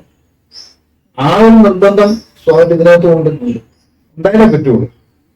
ഈ പറഞ്ഞ പോലെ നമുക്ക് വെറുതെ പെർഫോം ചെയ്യുന്നതാണെങ്കിൽ ഈ പ്രശ്നം ഇല്ലാതെ നമുക്ക് മുമ്പോട്ട് പോകാം. മറിച്ച് അങ്ങനെയല്ല, നിങ്ങൾ സവിശേഷമായ ഒരു സബ്ജക്റ്റിനെ ഫോക്കസ് ചെയ്താണെങ്കിൽ നമുക്ക് ഈ ഒരു നിർബന്ധം ആവശ്യമായി. ഞാൻ ആ നിർബന്ധമാണ് തിയേറ്ററിൽ, അല്ലാതെ ഒരിക്കലും അതുകൊണ്ടാണ് തിയേറ്ററിനകത്ത് ഒരിക്കലും. കാരണം തിയേറ്ററിനകത്ത് അത്രയും എന്താണ് ഡിവൈനായി ഞാൻ അതിനെ കാണുന്നു. കാരണം അത് എന്റെ കമ്മ്യൂണിക്കേഷന്റെ വ്യക്തതയ്ക്ക് വേണ്ടിയിട്ടാണ്. അത് എന്നോടൊപ്പം നിൽക്കുന്നവർ കൂടി ആ വ്യക്തതയെ എത്തിയില്ലെങ്കിൽ ഞാൻ പരാജയപ്പെടും. ഞാൻ പരാജയപ്പെടാതിരിക്കണമെങ്കിൽ അവരെ കൂടി ആ ലെവൽ എന്താണെന്ന് മനസ്സിലാക്കി കൊടുക്കും. ഞാൻ വഴക്ക് പറയില്ല. ഇപ്പൊ ഒരാളുടെ കഴിവുകളെ കൊണ്ട് ഞാൻ എനിക്ക് വഴക്ക് പറയില്ല. എന്റെ ഫാമിലി ഒരാളെ വഴക്ക് പറയും. ഞാൻ 10, 100, 150 പ്രാവശ്യം ഒരേ കാര്യം തന്നെ ചെയ്തോളൂ. അവർക്ക് തെറ്റിപ്പോയാലും കുഴപ്പമൊന്നുമില്ല. അവർക്ക് മനസ്സിലാവുന്നത് വരെ, അവർക്ക് ഉള്ളിൽ അത് മനസ്സിലാകുന്നത് വരെ ഞാൻ ചെയ്യിക്കാറുണ്ട്. ഞാൻ അതിനൊരു തടസ്സവും കാണിക്കാറില്ല. ഞാൻ ഉറപ്പിനെ മാത്രമാണ് ഞാൻ പറയുന്നത്. നിങ്ങൾ ഒരിക്കലും അലസമായി ഒരു കാര്യം ചെയ്യരുത്. കാരണം സ്റ്റേജിനകത്ത് അപകടം എതിരെയും വരാം. സ്റ്റേജ് അങ്ങനെ പ്രശ്നമുണ്ട്. നമ്മൾ ഇപ്പൊ ഇത്രയും ഇരുമ്പിന്റെ സാധനങ്ങളും അല്ലെങ്കിൽ വലിയ സെറ്റിന്റെ കഷ്ണങ്ങളായിട്ടുണ്ട്. ഇരുമ്പിന്റെയും തടിയുടെയും കഷ്ണങ്ങളൊക്കെ ഇട്ട് വർക്ക് ചെയ്യും. ഇത്രയും കഷ്ണങ്ങളും കരണ്ട് എത്ര കിലോവാട്ടാണ് ലൈറ്റിനകത്ത് പോയിക്കൊണ്ടിരിക്കുന്നത്. ഇതൊക്കെ ലെയറോട്ട് കിടക്കുകയാണ് സ്റ്റേജിനകം നിറയെ. ഒരു സെക്കൻഡ്, അതായത് 10 സെക്കൻഡ് ലൈറ്റ് ഓഫ്, 10 സെക്കൻഡ് അത് ലൈറ്റ് തിരിച്ചു വരും. 20 സെക്കൻഡിനോട് സ്റ്റേജ് ചേഞ്ച് ആയിട്ട് ഈ 10 സെക്കൻഡിനുള്ളിൽ ഒരു സ്പേസ് ഷിഫ്റ്റ് ആവേണ്ട സ്ഥലത്ത് അലസമായി നിൽക്കുന്ന ആൾക്ക് നടത്തില്ല. അയാൾ അപകടത്തിൽ ഉറപ്പായിട്ട് അപകടത്തിൽ. ഇത്രയും കൃത്യത നിൽക്കുന്നവർക്ക് മാത്രം ആ സമയം കൈകാര്യം ചെയ്യാൻ പറ്റുള്ളൂ. നമ്മളെ സംബന്ധിച്ചോളം നമ്മളുടെ കമ്മ്യൂണിക്കേഷന് ഇത്രയും സമയത്ത് കൂടുതലെടുത്ത് കഴിഞ്ഞാൽ നമ്മൾ പറയുന്ന സിസ്റ്റം ബ്രേക്ക് ആവും. കമ്മ്യൂണിക്കേഷൻ സിസ്റ്റം ബ്രേക്ക് ആവും. അതുണ്ടാകാതിരിക്കണം നമ്മളിത് പാലിച്ചേ പറ്റൂ. ഇത് പാലിക്കുന്ന നടൻ അത്രയും സൂക്ഷ്മതയോടുകൂടി നിന്നേ പറ്റുള്ളൂ. ടെക്നിക്കൽ സൈഡ് സൂക്ഷ്മത നിന്നേ പറ്റൂ. അതുകൊണ്ടുള്ള ഗൗരവമാണ്. അവർ അപകടത്തിൽപ്പെടാതിരിക്കാനുള്ള ഗൗരവമാണ്. നമുക്കറിയാം ഇത് ഈ രീതിയിൽ അവർ പോയാൽ സ്റ്റേജിൽ അവർ അപകടത്തിൽ പെട്ടിരിക്കുന്ന നമുക്ക് ഉച്ചരിക്കാറുണ്ട്. അതുണ്ടാകാതിരിക്കാൻ വേണ്ടി കാണിക്കുന്ന ഒരു ഗൗരവം മാത്രമാണ്. അത് കാണിക്കേണ്ടതുണ്ടെന്ന് ഏതൊരു നാളാണ് എന്റെ തിയേറ്ററിനെ തന്നെയാണ് അങ്ങനെ. ഈ സമേട്ടന്റെ നാടകങ്ങളെ കുറിച്ച് പറയുകയാണെങ്കിൽ സമേട്ടന്റെ നാടകത്തില് കൃത്യമായ ഒരു പൊളിറ്റിക്സ് നാടകത്തിന് എല്ലാ നാടകങ്ങൾക്കും, അതായത് എന്താണോ സമേട്ടന്റെ ഉള്ളിലുള്ള പൊളിറ്റിക്സ് അല്ലെങ്കിൽ കൃത്യമായ പൊളിറ്റിക്സ് എന്താണോ സമൂഹത്തിനോട് പറയേണ്ടത്, ആ ഒരു പൊളിറ്റിക്സ് ഏത് നാടകമായാലും അതിനകത്തുണ്ട്. അത് ബോധപൂർവമായി തന്നെ സൃഷ്ടിച്ചിട്ടുള്ളതാണോ, അതോ അത് എനിക്ക് പറയാനുള്ള കാര്യം ഇതാണ്, ഇത് നിങ്ങളോട് ഈ ഒരു രീതിയിലൂടെ പറയും എന്നുള്ള ലെവലിൽ പറയുന്നതാണോ, എന്താണ് അതിൻ്റെ? അല്ല, എന്ത് കാര്യം ചെയ്യുമ്പോഴും അതിന് അങ്ങനെ ഒരു ഗൗരവത്തിൽ ഞാൻ എന്റർടൈൻമെന്റ് ആയിട്ട് ഒന്നും തന്നെ ചെയ്യാറില്ല. തിയേറ്ററും എന്നെ തന്നെ എനിക്ക് എന്റർടൈൻമെന്റ് ഒരാർട്ടും ആർട്ടും പക്ഷേ എന്റെ ഉള്ളിൽ അടിസ്ഥാനപരമായി ഞാൻ സാമൂഹിക പ്രവർത്തനം. പണ്ട് പോലീസിന്റെ തണ്ടൊക്കെ കൊണ്ട് നിരാഹാരം 10, 11, 16 ദിവസം നിരാഹാരം കംപ്ലീറ്റ് മരിച്ചു പോയിട്ടുള്ളതാണ്. അങ്ങനെ നിരന്തരമായ സമരങ്ങൾക്കകത്തൂടെ നിരന്തരമായ പോലീസ് മർദ്ദനങ്ങളും പോലീസ് സ്റ്റേഷനിലൊക്കെ ഇത് നടന്നൊരു ഒരു കാലമുണ്ട് എനിക്ക്. അതിൽ നിന്നാണ് ഞാൻ തിയേറ്ററിലേക്ക് സജീവം വന്നത്. കാരണം എനിക്ക് ആ സോഷ്യൽ വർക്കിന്റെ പ്രവർത്തനത്തിൽ ഞാൻ എടുത്തിരുന്ന അതേ കാര്യം എനിക്ക് പ്രവർത്തിക്കാൻ കലയിൽ കഴിയും. അതായത് കലയിലാണ് ഞാൻ ചെയ്യേണ്ടത് എന്ന് തോന്നിയ കാലത്താണ് ഞാൻ കലയിലേക്ക് മാറിയത്. അപ്പൊ അടിസ്ഥാനപരമായി ഞാനൊരു സോഷ്യൽ വർക്കറിന്റെ ബോധ്യമുള്ള മനുഷ്യനാണ്. എന്റെ ആത്മനെ പോലും ഞാൻ അങ്ങനെ കരുതുന്നതാണ്. അതായത് എനിക്ക് പറയാനുള്ള ഒരു കാര്യം അത് സൂക്ഷ്മമായി പറഞ്ഞെങ്കിൽ മാത്രമാണ് ഞാൻ പറഞ്ഞത് എന്താണ് എന്ന് ബോധ്യപ്പെടുത്താൻ എനിക്ക് കഴിയും. അപ്പൊ ആ സൂക്ഷ്മത ആവശ്യമുണ്ട്. അതായത് കേവലമായ എന്റർടൈൻമെന്റ് ആയിട്ട് ഞാൻ ഒരു കാര്യം ചെയ്യാറില്ല. വായനയിലില്ല, എഴുത്തിലില്ല, എനിക്കറിയില്ല. ഇപ്പൊ എനിക്കറിയില്ലാത്ത സംഗതിയാണ്. ഞാൻ കേവലമായി എന്തെങ്കിലും ചെയ്തിട്ട് അത് ഏത് വിഷയം എടുത്താലും അത് എന്തായിരിക്കണം. ഇനി നിങ്ങൾ അതിനകത്ത് തമാശയാണ് പറയാനെങ്കിൽ ആ തമാശയ്ക്ക് പോലും അതിന്റെ ആ സൂക്ഷ്മത ആവശ്യമുണ്ട്. ഇത് തമാശ മാത്രമാണ് എന്ന് ഉറപ്പിക്കേണ്ടതുണ്ട്. കാരണം ഞാൻ മുൻപ് പറഞ്ഞത് ഞാൻ ജസ്റ്റിസിന്റെ കാര്യം, ഞാൻ PhD ചെയ്തത് ജസ്റ്റിസിലാണ്. ആർട്ടിന്റെ ജസ്റ്റിസ് എവിടെ കിടക്കുന്നു? എവിടെയാണ് നമ്മൾ ഒരു ലോകത്തിനോട് ഒരു നീതി നിഷേധിക്കുന്നത്? നമ്മുടെ കയ്യിൽ ഉണ്ടാകാൻ പാടില്ല എന്ന് വിശ്വസിക്കുന്നതാണ്. അത്ര സൂക്ഷ്മമായിട്ട് മനസ്സിലാക്കിയിട്ട് അതെനിക്ക് പ്രവർത്തിക്കാൻ കഴിയേണ്ടത്. അതുകൊണ്ട് തന്നെ ഞാൻ എന്റെ ആർട്ടിനകത്തും അത് സൂക്ഷ്മതയോടുകൂടിയാണ്, രാഷ്ട്രീയത്തെയും സൂക്ഷ്മതയോടുകൂടിയാണ് മനസ്സിലാക്കുന്നത്. നമ്മൾ പറയേണ്ട കാര്യങ്ങൾ മറ്റുള്ളവർക്ക് പറയാൻ കഴിയുന്നതിന് അവർക്ക് അവരുടെ ഫോമുണ്ട്. എന്റെ ക്രാഫ്റ്റാണ്, എന്റെ കമ്മ്യൂണിക്കേഷൻ സിസ്റ്റമാണ്. ഈ സിസ്റ്റത്തിലൂടെ ഞാൻ പറയുമ്പോൾ എനിക്ക് പറയാനുള്ളത് വ്യക്തമായിരിക്കേണ്ട ആവശ്യം എന്നതാണ് പറയാൻ പോകുന്നത്. അതെന്തോ ആവട്ടെ, അതാണ് എന്ന് പറയേണ്ട ആവശ്യമുണ്ട്. അത് ആ ഒരു സൂക്ഷ്മതയാണ് ഞാൻ പാലിക്കുന്നത്. അത് വേറെ എന്തെങ്കിലും ഇതിലൂടെ കോൺട്രാക്റ്റിലല്ല. എനിക്ക് തോന്നുന്നു ഈ ജസ്റ്റിസ് എന്ന് പറഞ്ഞപ്പോഴാണ് നീതി നിഷേധിക്കപ്പെടുന്നവർക്ക് വേണ്ടിയിട്ടുള്ള ശബ്ദം എന്ന് പറയുന്ന ഒരു സംഭവം ഉണ്ടല്ലോ. അപ്പോ ഞാൻ പലപ്പോഴും സോമേട്ടന്റെ വാക്കുകളിൽ അല്ലെങ്കിൽ ഫേസ്ബുക്ക് പോസ്റ്റുകളിലൊക്കെ ശ്രദ്ധിച്ചിട്ടുള്ള ഒരു കാര്യം എന്ന് പറഞ്ഞു കഴിഞ്ഞാൽ ദളിത് വിഭാഗങ്ങൾക്ക് വേണ്ടി അവരടിച്ചമർത്തപ്പെട്ടുകൊണ്ടിരിക്കുന്ന സാഹചര്യങ്ങളിലൊക്കെ തന്നെ, അല്ലെങ്കിൽ അവരെന്തെങ്കിലും തരത്തിൽ അവർക്ക് നീതി നിഷേധിക്കപ്പെടുന്ന അവസരങ്ങളിലൊക്കെ തന്നെ ഒരു ശബ്ദമായിട്ട് ഡോക്ടർ സാംകുട്ടി പട്ടങ്ങരുടെ വാക്കുകൾ അല്ലെങ്കിൽ അദ്ദേഹത്തിന്റെ ഫേസ്ബുക്ക് പോസ്റ്റുകളൊക്കെ വന്ന് ഞാൻ കണ്ടിട്ടുണ്ട്. അത് വളരെ കൃത്യമായിട്ട്, അതിപ്പോ ഇന്ന രാഷ്ട്രീയമൊന്നുമില്ല, ഇതിപ്പോ നിലവിലെ വിശ്വസിക്കുന്ന രാഷ്ട്രീയത്തിനെതിരാണെങ്കിൽ പോലും അത് തുറന്നു പറയാനുള്ള ഒരു ആർജവം അല്ലെങ്കിൽ ആ ഒരു ധൈര്യം ഞാൻ കണ്ടിട്ടുണ്ട്. പലപ്പോഴും അത് ഇല്ലാതെ ആളുകളിൽ അല്ലെങ്കിൽ ഇത്തരം കലാകാരന്മാരിൽ ഇല്ലാത്തൊരു സാധനമാണ്. കാരണം ഞാൻ അങ്ങനെ പറഞ്ഞു കഴിഞ്ഞാൽ ഒരു വിവാദം എനിക്ക് എതിരാകുമോ അല്ലെങ്കിൽ എന്റെ കലയെ ബാധിക്കുമോ എന്നൊക്കെ ചിന്തിക്കുന്ന ആളുകളാണ് കൂടുതൽ. ആ സമയത്ത് സമേട്ടന അത്തരം കാര്യങ്ങളൊന്നും ഭയക്കാതിരിക്കുകയും കൃത്യമായിട്ട് അത് വളരെ കൃത്യമായിട്ട് പറയുകയും ചെയ്തിട്ടുള്ള ഒരാളാണ്. എനിക്ക് തോന്നുന്നു ഒരു പരിധിവരെ ഈ ദളിത് വിഭാഗങ്ങൾക്ക് വേണ്ടി ശബ്ദമുയർത്തുന്ന അപൂർവ വ്യക്തികളുടെ ഒരാളും കൂടിയാണ് സമേട്ടൻ. അത് എന്തുകൊണ്ടാണ് അത്തരത്തിലുള്ള ഒരു സാഹചര്യങ്ങൾ ഈ ദളിത് വിഭാഗങ്ങൾ ഇപ്പൊ അനുഭവിക്കുന്ന പ്രശ്നങ്ങളെ കുറിച്ച് എങ്ങനെയാണ് നോക്കിക്കാണുന്നത്? പൊതുവായി തന്നെ ഞാൻ എൻ്റെ ജ്ഞാനത്തോട് കൂടുതൽ അടുത്തു നിന്നുകൊണ്ടുള്ള ഒരു അതിൻ്റെ രീതിയിലുള്ളൊരു അന്വേഷണങ്ങളാണ് ഏറ്റവും കൂടുതൽ നടത്തിയിട്ടുള്ളത്. അതിനോട് സത്യസന്ധനായിരിക്കുക എന്ന് പറയുന്നതിലാണ് ഞാൻ ഏറ്റവും കൂടുതൽ വിശ്വസിക്കുന്നത്.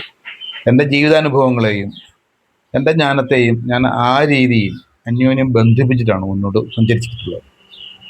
ഈ ദളിതന്വേഷണം എന്ന് പറയുന്നത് തന്നെ ഒരു സവിശേഷ ഘട്ടത്തിൽ നമ്മൾ തിരിച്ചറിഞ്ഞൊരു വസ്തുതയാണ്. ഒരു ദളിത് പെർസ്പെക്റ്റീവ് എന്ന് പറയുന്നത് ഒരു പരിപ്രേക്ഷ്യം, മലയാളത്തിൽ ദളിത് പരിപ്രേക്ഷ്യം എന്നുള്ളൊരു വാക്ക് തന്നെ 94 ഭാഷാഭൂഷണയോടുകൂടിയാണ് ഒരു പൊതു ചർച്ചയിൽ ഉയർന്നു വരുന്നത്. പരിപ്രേക്ഷ്യം എന്നുള്ള വാക്ക് യഥാർത്ഥത്തിൽ അതിലെ എൻ്റെ ലേഖനം സൗന്ദര്യശാസ്ത്രത്തിൻ്റെ ദളിത് പരിപ്രേക്ഷ്യം എന്നാണ്. അത് ആ ഒരു ദളിത് ലക്കം ഇറക്കിയിരുന്നു. ആ സമയത്താണത്. സണ്ണിയം കവിക്കാട് അതിൻ്റെ സാഹിത്യത്തെക്കുറിച്ചും സനൽ മോഹൻ ചരിത്രത്തെക്കുറിച്ചും ഞാൻ അതിൻ്റെ സൗന്ദര്യശാസ്ത്രത്തെക്കുറിച്ച് എഴുതിയത് അത് ലക്കമായിരുന്നത്. ഈ കാലത്ത് നമ്മളതിലേക്ക് എത്തപ്പെട്ടത് യഥാർത്ഥത്തിൽ നമ്മളുടെ ചുറ്റുപാടും നിൽക്കുന്ന ഒരു വ്യവഹാര രീതികൾ, അന്വേഷണ രീതികൾ, പദ്ധതികളും നമ്മുടെ ചുറ്റുപാടുകളിലെ പ്രശ്നങ്ങളെ മനസ്സിലാക്കുന്നതിന് പര്യാപ്തമാണ് എന്ന് തോന്നിയിട്ടില്ല. അങ്ങനെ തോന്നിയൊരു ഘട്ടത്തിലാണ് അതിൻ്റെ പ്രശ്നം എന്താണ്, ആ പ്രശ്നം എങ്ങനെയാണ് നമ്മൾ മനസ്സിലാക്കേണ്ടത്, എന്നൊരു ചോദ്യം നമുക്ക് മുന്നിലെത്തുന്നത്.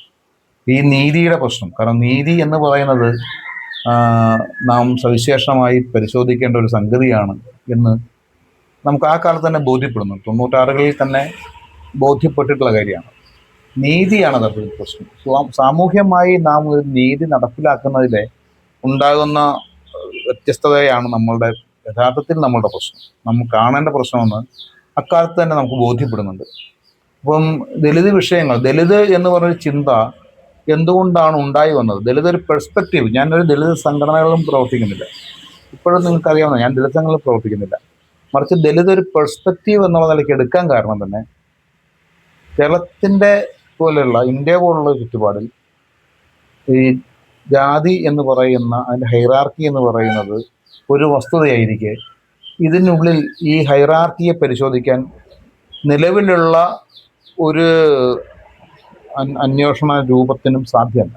അതിന് അത്തരത്തിലുള്ള ഒരു സൈദ്ധാന്തികമായി സാധ്യമാകാതിരിക്കുന്ന ഒരു വസ്തുതയാണ്.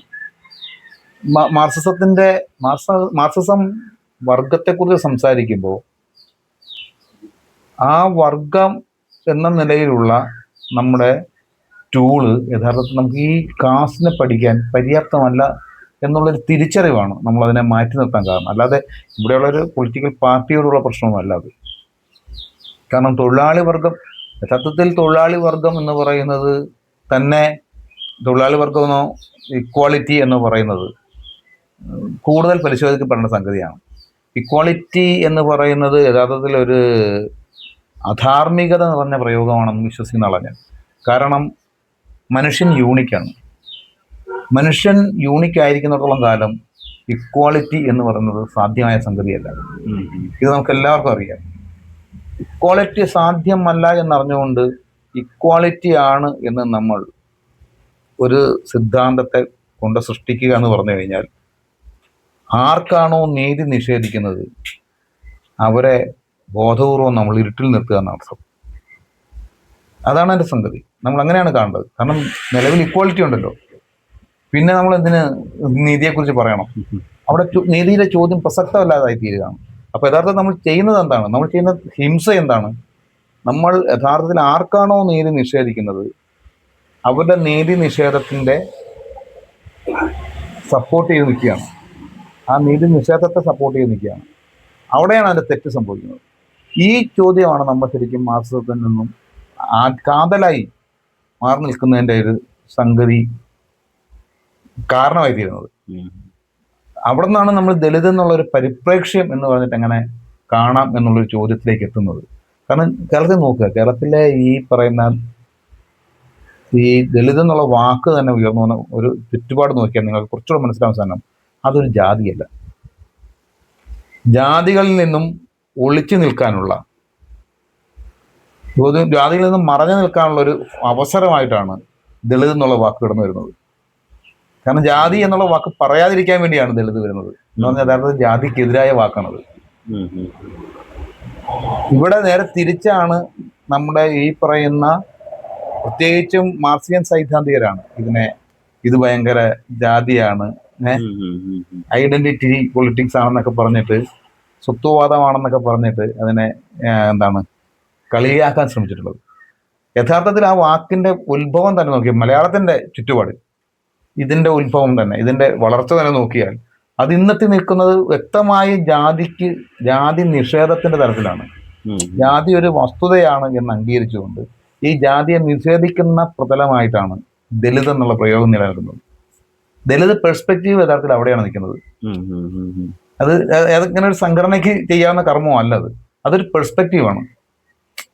അതായത് നിങ്ങൾക്ക് വേണമെങ്കിൽ, അതായത് കീഴ്ത്തട്ടില് ഡൗൺ റോഡനായ കേരളത്തിന്റെ പോലുള്ള ഇന്ത്യയെ പോലുള്ള ചുറ്റുപാടിനകത്ത് ഡൗൺ റോഡനായിട്ടുള്ള ഏതൊരു മനുഷ്യനോടും സംവദിക്കാൻ കഴിയുന്ന, അവന്റെ നീതിയെക്കുറിച്ച് സംസാരിക്കാൻ കഴിയുന്ന ഒരു പ്രദേശം എന്നുള്ള നിലയിലാണ്, ഒരു നിലപാടെന്നുള്ള നിലയ്ക്കാണ് ദലിത് എന്നുള്ള വാക്ക് പ്രയോഗിക്കപ്പെടുന്നത്. അതാണ് യഥാർത്ഥത്തിലുള്ള സംഗതി. നമ്മൾ അതിൽ നിന്ന് നോക്കുമ്പോഴാണ് നമുക്ക് പലപ്പോഴും നമ്മുടെ ചുറ്റുപാടുകളിൽ പല ചോദ്യങ്ങളും നമുക്ക് പ്രസക്തമായിത്തീരുന്നത്.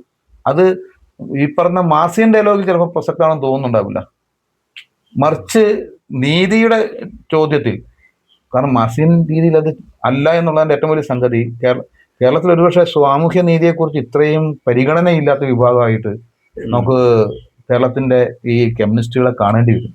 അവർക്ക് നീതിയെക്കുറിച്ച് യാതൊരു പരിഗണനയില്ല. കേരളത്തിലെ ഈ മെയിൻ സ്ട്രീം കമ്മ്യൂണിസ്റ്റ് പാർട്ടികൾക്ക് അത് ഞാൻ കമ്മ്യൂണിസ്റ്റ് പാർട്ടി അതൊരു അവരോടുള്ള ഒരു വൈരാഗ്യത്തോടു കൂടി പറയുന്ന ഒരു കാര്യമല്ല. കാരണം ഇപ്പോൾ റിസർവേഷൻ യഥാർത്ഥം നടപ്പിലാക്കിയ എന്തിനാണ്? സാമൂഹ്യ നീതി നടപ്പിലാക്കാൻ വേണ്ടിയാണ് റിസർവേഷൻ. അതാണ് ഉന്നം വെച്ചിട്ടുള്ളത്. അല്ലാതെ അത് ഒരു തൊഴിൽ കൊടുക്കലോ സാമ്പത്തിക പദ്ധതിയോ അല്ല. സാമൂഹ്യമായി പൗരനെ സൃഷ്ടിക്കാൻ വേണ്ടി, ഒരു പൗര സമൂഹത്തെ സൃഷ്ടിക്കാൻ, ഒരുപോലെ നിൽക്കാൻ കഴിയുന്ന സാമൂഹ്യനീതി തുല്യമായി വിതരണം ചെയ്യപ്പെടുന്ന ഒരു പൗര സമൂഹത്തെ സൃഷ്ടിക്കാൻ വേണ്ടിയാണ് യഥാർത്ഥത്തിൽ റിസർവേഷൻ എന്ന് പറയുന്നത്. അതിന്റെ അങ്ങനെ അത് കണ്ടെത്തിയിരിക്കുന്നത്, അങ്ങനെ ഒരു സ്വപ്നം തന്നെ രൂപപ്പെട്ടു വന്നിരിക്കുന്നത്. കേരളത്തില് ഈ മേൽത്തട്ട് റിസർവേഷൻ എന്ന് പറയുന്ന സാധനം യഥാർത്ഥത്തിൽ എന്തിനെ അട്ടിമറിക്കുന്നത്? സാമൂഹ്യ നീതിയുടെ നിർമ്മാണത്തെയാണ് അത് അട്ടിമറിക്കുന്നത്. ഇതാരാ നടപ്പിലാക്കിയത്? കേരളത്തിലെ കമ്മ്യൂണിസ്റ്റ് പാർട്ടി, ഇടതുപക്ഷ സർക്കാരാണ്. കേരളത്തിലെ കമ്മ്യൂണിസ്റ്റുകൾക്ക് സാമൂഹ്യനീതി എന്താണെന്ന് മനസ്സിലായിട്ടില്ലെന്നാണ് അതിനർത്ഥം. യഥാർത്ഥത്തിൽ റിസർവേഷൻ വന്നിരിക്കുന്നത് എന്തിനാണോ അതിനെ അടിത്തറയിൽ തകർക്കുന്ന പ്രക്രിയ ഇന്ത്യയിൽ ആദ്യം ഏറ്റെടുത്തിരിക്കുന്നത് ആരാണ്? കമ്മ്യൂണിസ്റ്റുകളാണ്. ഇതാണ് അതിന്റെ പ്രശ്നം. എന്ന് പറഞ്ഞാൽ അവരുടെ സൈദ്ധാന്തിക നിലപാട് വെച്ചു നോക്കിയാൽ ഇവർ ചെയ്യുന്നത് തെറ്റല്ല, അത്രയേ ഉള്ളൂ. അവർക്കിത് തെറ്റാണെന്ന് തോന്നുന്നു പോലുമില്ല. അതാണ് അതിന്റെ അപകടം അവിടെ തന്നെയാണ് ഞാൻ ഈ പറഞ്ഞു വന്ന പ്രശ്നം. നമ്മളുടെ ചുറ്റുപാട് നടക്കുന്ന പല പ്രശ്നങ്ങളിൽ നടക്കുന്ന സാമൂഹ്യ നീതിയുടെ ഈ പറയുന്ന അപകടപ്പെടൽ മറ്റുള്ളവർക്ക് മനസ്സിലാകുന്നില്ല. അതുകൊണ്ടാണ് നമുക്ക് പലപ്പോഴും കലഹിക്കേണ്ടി വരുന്നത്. അല്ലാതെ നമ്മൾ ഈ വ്യക്തിപരമായി ഏതെങ്കിലും ഒരു സംഘടനയോടുള്ള കലഹമല്ല. എന്നെ സംബന്ധിച്ച് ഞാനൊരു സംഘടനയുടെ വക്താവല്ല, ഇന്ന് വരെ ഒരു സംഘടനയുടെ വക്താവല്ല. പക്ഷെ സ്വാഭാവികമായിട്ടും ഇന്ന് കണ്ടുവരുന്ന ഒരു സംഗതി എന്ന് പറഞ്ഞു കഴിഞ്ഞാൽ ഇത്തരം കാര്യങ്ങൾ സംസാരിക്കുകയും ഇത്തരം കാര്യങ്ങൾ എതിർക്കുകയും ചെയ്യുമ്പോൾ, അതായത് ഇപ്പോൾ ഞാനൊരു രാഷ്ട്രീയ പാർട്ടിയുടെ ആളാണെങ്കിൽ ഇത്തരം സംഗതികൾ എനിക്കെതിരെ വന്നു കഴിഞ്ഞാൽ സാമേട്ടന് വേറൊരു രാഷ്ട്രീയ പാർട്ടിയുടെ വക്താവായിട്ട് ചിത്രീകരിക്കുകയും, തിരിച്ച് സാമേട്ടൻ രാഷ്ട്രീയ പാർട്ടിയുടെ വക്താവാണ്, ഞാനത് പറയുകയാണെങ്കിൽ എന്നെ മറ്റൊരു രാഷ്ട്രീയ പാർട്ടിയുടെ വക്താവ് ചിത്രീകരിക്കുകയും ചെയ്യുന്ന സാഹചര്യത്തിലൂടെയാണ് നാം കടന്നു പോകുന്നത്. പക്ഷെ അതുകൊണ്ട് തന്നെയാണ് ഒരു പക്ഷേ പല ആളുകളും ഇത്തരം കാര്യങ്ങൾ തുറന്നു പറയാൻ മടിക്കുന്നത്. ഒന്നെങ്കിൽ തുറന്നു കഴിഞ്ഞാൽ അവൻ സംഖ്യയായി, അല്ലെങ്കിൽ കമ്മിയായി, അല്ലെങ്കിൽ കൊങ്ങി, അങ്ങനെ ഒരു ചിത്രീകരണം ഈ അടുത്ത കാലങ്ങളിലായിട്ട് നടന്നു വരുന്നുണ്ട്. അപ്പോൾ ആ ഒരു സാഹചര്യത്തിലാണ് ഇത്തരം കാര്യങ്ങൾ തുറന്നു പറയലുകൾ വരുന്നത്. അപ്പൊ അങ്ങനെ ഒരു സാഹചര്യത്തിൽ ഏതെങ്കിലും തരത്തിൽ അങ്ങനെ എതിർപ്പുകളോ അല്ലെങ്കിൽ ഏതെങ്കിലും തരത്തിൽ ഒരു ഭീഷണിയോ അങ്ങനെ എന്തെങ്കിലുമൊക്കെ വന്നിട്ടുണ്ടോ? തീർച്ചയായിട്ടും ഇനി വളരെയേറെ ഈ രീതിയിലുള്ള പ്രതികരണങ്ങളെ ഞാൻ നേരിട്ടിട്ടുണ്ട്. പക്ഷെ ഞാൻ അതിനൊരു പ്രശ്നമായിട്ട് കാണുന്നില്ല. കാരണം ഞാനത് പറയേണ്ടത് എൻ്റെ ആവശ്യമാണ്, അവരുടെ ആവശ്യമല്ല. ഞാനതാ പറഞ്ഞു, ഞാൻ ഏതെങ്കിലും ഒരു പൊളിറ്റിക്കൽ പാർട്ടിയുടെ, നിലവിലുള്ള ഒരു പൊളിറ്റിക്കൽ പാർട്ടിയുടെ ആളല്ല ഞാൻ. അതുകൊണ്ട് തന്നെ എനിക്ക് ആ സ്വാതന്ത്ര്യത്തിൽ നിന്നുകൊണ്ട് എൻ്റെ ചുറ്റുപാടുകളെ പരിശോധിക്കാനുള്ള അവകാശമുണ്ട്. ആ അവകാശം മാത്രമാണ്, ഒരു പൗരൻ എന്നുള്ള നിലയ്ക്ക് അവകാശമാണ് ഞാൻ വിനിയോഗിക്കുന്നത്. പക്ഷെ അങ്ങനെ വരുമ്പോൾ അരാഷ്ട്രീയവാദി എന്നുള്ളൊരു പേര്, അരാഷ്ട്രീയമല്ല, അത് രാഷ്ട്രീയം ഉള്ളതുകൊണ്ടാണ്. രാഷ്ട്രീയം ഉള്ളതുകൊണ്ടാണ് എനിക്ക് പറയേണ്ടി വരുന്നത്. ഇവിടെ ഈ രീതിയിലൊരു നീതി നിഷേധം നടക്കുന്നുണ്ട്. ഇപ്പൊ എനിക്കത് പറയാനുള്ള അവകാശമുണ്ട്. എൻ്റെ ജീവിതത്തിൽ തന്നെ ഞാൻ സ്കൂൾ ഓഫ് ഡ്രാമയിൽ അവിടെ എൻ്റെ ജോലി, ഞാൻ അവിടെ അധ്യാപകനായി നിന്നതിന് ശേഷം പെർമനന്റ് ആകുന്ന സമയത്ത്, എൻ്റെ ആപ്ലിക്കേഷൻ കൊടുക്കുന്ന ഒരു സമയത്ത് അതിന് വേണ്ടിയിട്ട് ആ ജോലിയുടെ സ്ഥിരപ്പെടുത്തലിൻ്റെ അവിടുത്തെ കാലിക്കറ്റ് യൂണിവേഴ്സിറ്റിയിലെ ആ ജോലി സ്ഥിരപ്പെടുന്ന സമയത്ത് എൻ്റെ ഈ സർട്ടിഫിക്കറ്റിന് കൊടുക്കുന്നു. വൈക്കത്ത് സർട്ടിഫിക്കറ്റിനായിട്ട് കൊടുക്കുന്നു. കാരണം സർട്ടിഫിക്കറ്റ് എല്ലാം നമുക്കന്ന് അറ്റസ്റ്റ് ചെയ്യണമല്ലോ. കൊടുക്കുന്ന സമയത്ത് അവിടുത്തെ തഹസിൽദാർ, എക്സിക്യൂട്ടീവ് മജിസ്ട്രേറ്റിന്റെ അവകാശമാണ് തഹസിൽദാറുള്ളത്. തഹസിൽദാർ എന്നെക്കുറിച്ച് 1 മാസത്തെ എൻക്വയറിക്ക് വയ്ക്കുന്നു. എൻക്വയറിക്ക് വെച്ചിട്ട് ആ മനുഷ്യൻ എന്നെക്കുറിച്ച് ഇറക്കിയ ഒരു റിപ്പോർട്ട്, ഈ മനുഷ്യനോ ഇയാളുടെ അച്ഛനോ ജീവിതത്തിൽ ഇന്ന് വരെ ഏതെങ്കിലും മതത്തിന്റെയോ സമുദായത്തിന്റെയോ വക്താക്കളായിട്ടില്ല, അതുകൊണ്ട് സർട്ടിഫിക്കറ്റ് കൊടുക്കാൻ പറ്റില്ലെന്നാണ്. അതായത് അതിന്റെ പേരിൽ പിന്നെ 1.5 വർഷം ഹൈക്കോടതി കേസ് കളിച്ച് കേസ് അവസാനം വെറുതെ വിട്ടു. കാരണം ഒരു തെളിവില്ലാത്ത കാര്യമാണ് ഇയാൾ പറയണമെന്ന് പറയുന്നത്. പക്ഷെ എൻ്റെ ജോലി പോയി, ജോലിയുടെ കാര്യങ്ങളെല്ലാം പോയി. അതും ഞാൻ പറഞ്ഞു വന്നത്, സെക്യുലറായി ജീവിച്ചു എന്നുള്ള കാര്യം. ഇവിടെ കേരളത്തിൽ സെക്യുലറായി ജീവിക്കണം എന്ന് പറയുന്നത് വലിയ തത്വചിന്തയാണെന്ന് പറഞ്ഞ് നടക്കുന്നവരുടെ ലോകത്ത് സെക്യുലറായി ജീവിച്ചതിന്റെ പേരിൽ ജീവിതം നശിച്ചു പോയ ആളാണ് ഞാൻ. എനിക്ക് പറയാനുള്ള അവകാശമുണ്ട്, ഇവർ പറയുന്ന പോലെ അല്ല. അതായത് ഞാൻ സെക്യുലറായി ജീവിച്ചു, അയാൾ എന്നെ കുറിച്ച് ഒരു മാസം എനിക്കറിയാം, ഞാൻ അങ്ങനെ ജീവിച്ചിട്ടുള്ളൂ. കാരണം എൻ്റെ കാര്യത്തിന് വേണ്ടി ഒരു മതവും വരില്ല. എനിക്ക് വേണ്ടി ഞാനൊരു മതത്തെയും വിശ്വസിക്കുന്നില്ല, അതിന്റെ പിന്നാലെ പോകുന്നില്ല. എനിക്ക് അതിന്റെ ഒരു ഔദാര്യങ്ങളും ഞാൻ നിൽക്കുന്നില്ല. ഈ പറയുന്ന ഒരു പൊളിറ്റിക്കൽ പാർട്ടികളുടെയും കാര്യങ്ങളിലല്ല ഞാൻ നിൽക്കുന്നത്. ഞാൻ എൻ്റെ അഭിപ്രായം പറയുന്നത്, ഞാൻ സമൂഹത്തിൽ മനുഷ്യൻ എന്നുള്ള നിലയ്ക്ക്, പൗരൻ എന്നുള്ള നിലയ്ക്ക് ഇരിക്കുന്നു എന്ന് വിശ്വസിക്കുന്നതുകൊണ്ടാണ്. അതിൽ ജീവിച്ചിരുന്നുകൊണ്ടാണ് ഞാൻ എൻ്റെ അഭിപ്രായങ്ങൾ പറയുന്നത്. ഞാൻ പറഞ്ഞ അതിന്റെ എല്ലാ പ്രതിരോധങ്ങളും അനുഭവിച്ചിട്ടുള്ള മനുഷ്യനാണ് ഞാൻ. ഈ 1.5 വർഷം കേസ് കളിച്ചതിന് ശേഷം ഞാൻ ഡിഗ്രിക്കും PGക്കും ഫസ്റ്റ് റാങ്ക് ഹോൾഡറാണ്.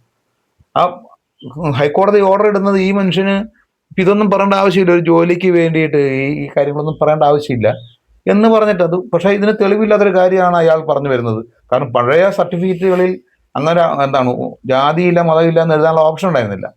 ആ കാലത്ത് സംഭവിച്ചിരിക്കുന്ന ഒരു കാര്യത്തെ വെച്ചുകൊണ്ട് അയാൾ അന്വേഷിച്ചിട്ട് ഈ സർട്ടിഫിക്കറ്റിൽ പറയുന്ന ജാതിയും മതവും ഇയാൾക്കില്ല എന്ന് പറഞ്ഞാൽ ഞാൻ എന്ത് ചെയ്യും? കാരണം എനിക്കൊരു ജാതിയും മതവും ഇല്ല, വേറെ ജാതി മതം ഉണ്ടെന്ന് പറഞ്ഞാൽ അതും ഇല്ലല്ലോ. അതാണ് എൻ്റെ ഏറ്റവും വലിയ പ്രശ്നം.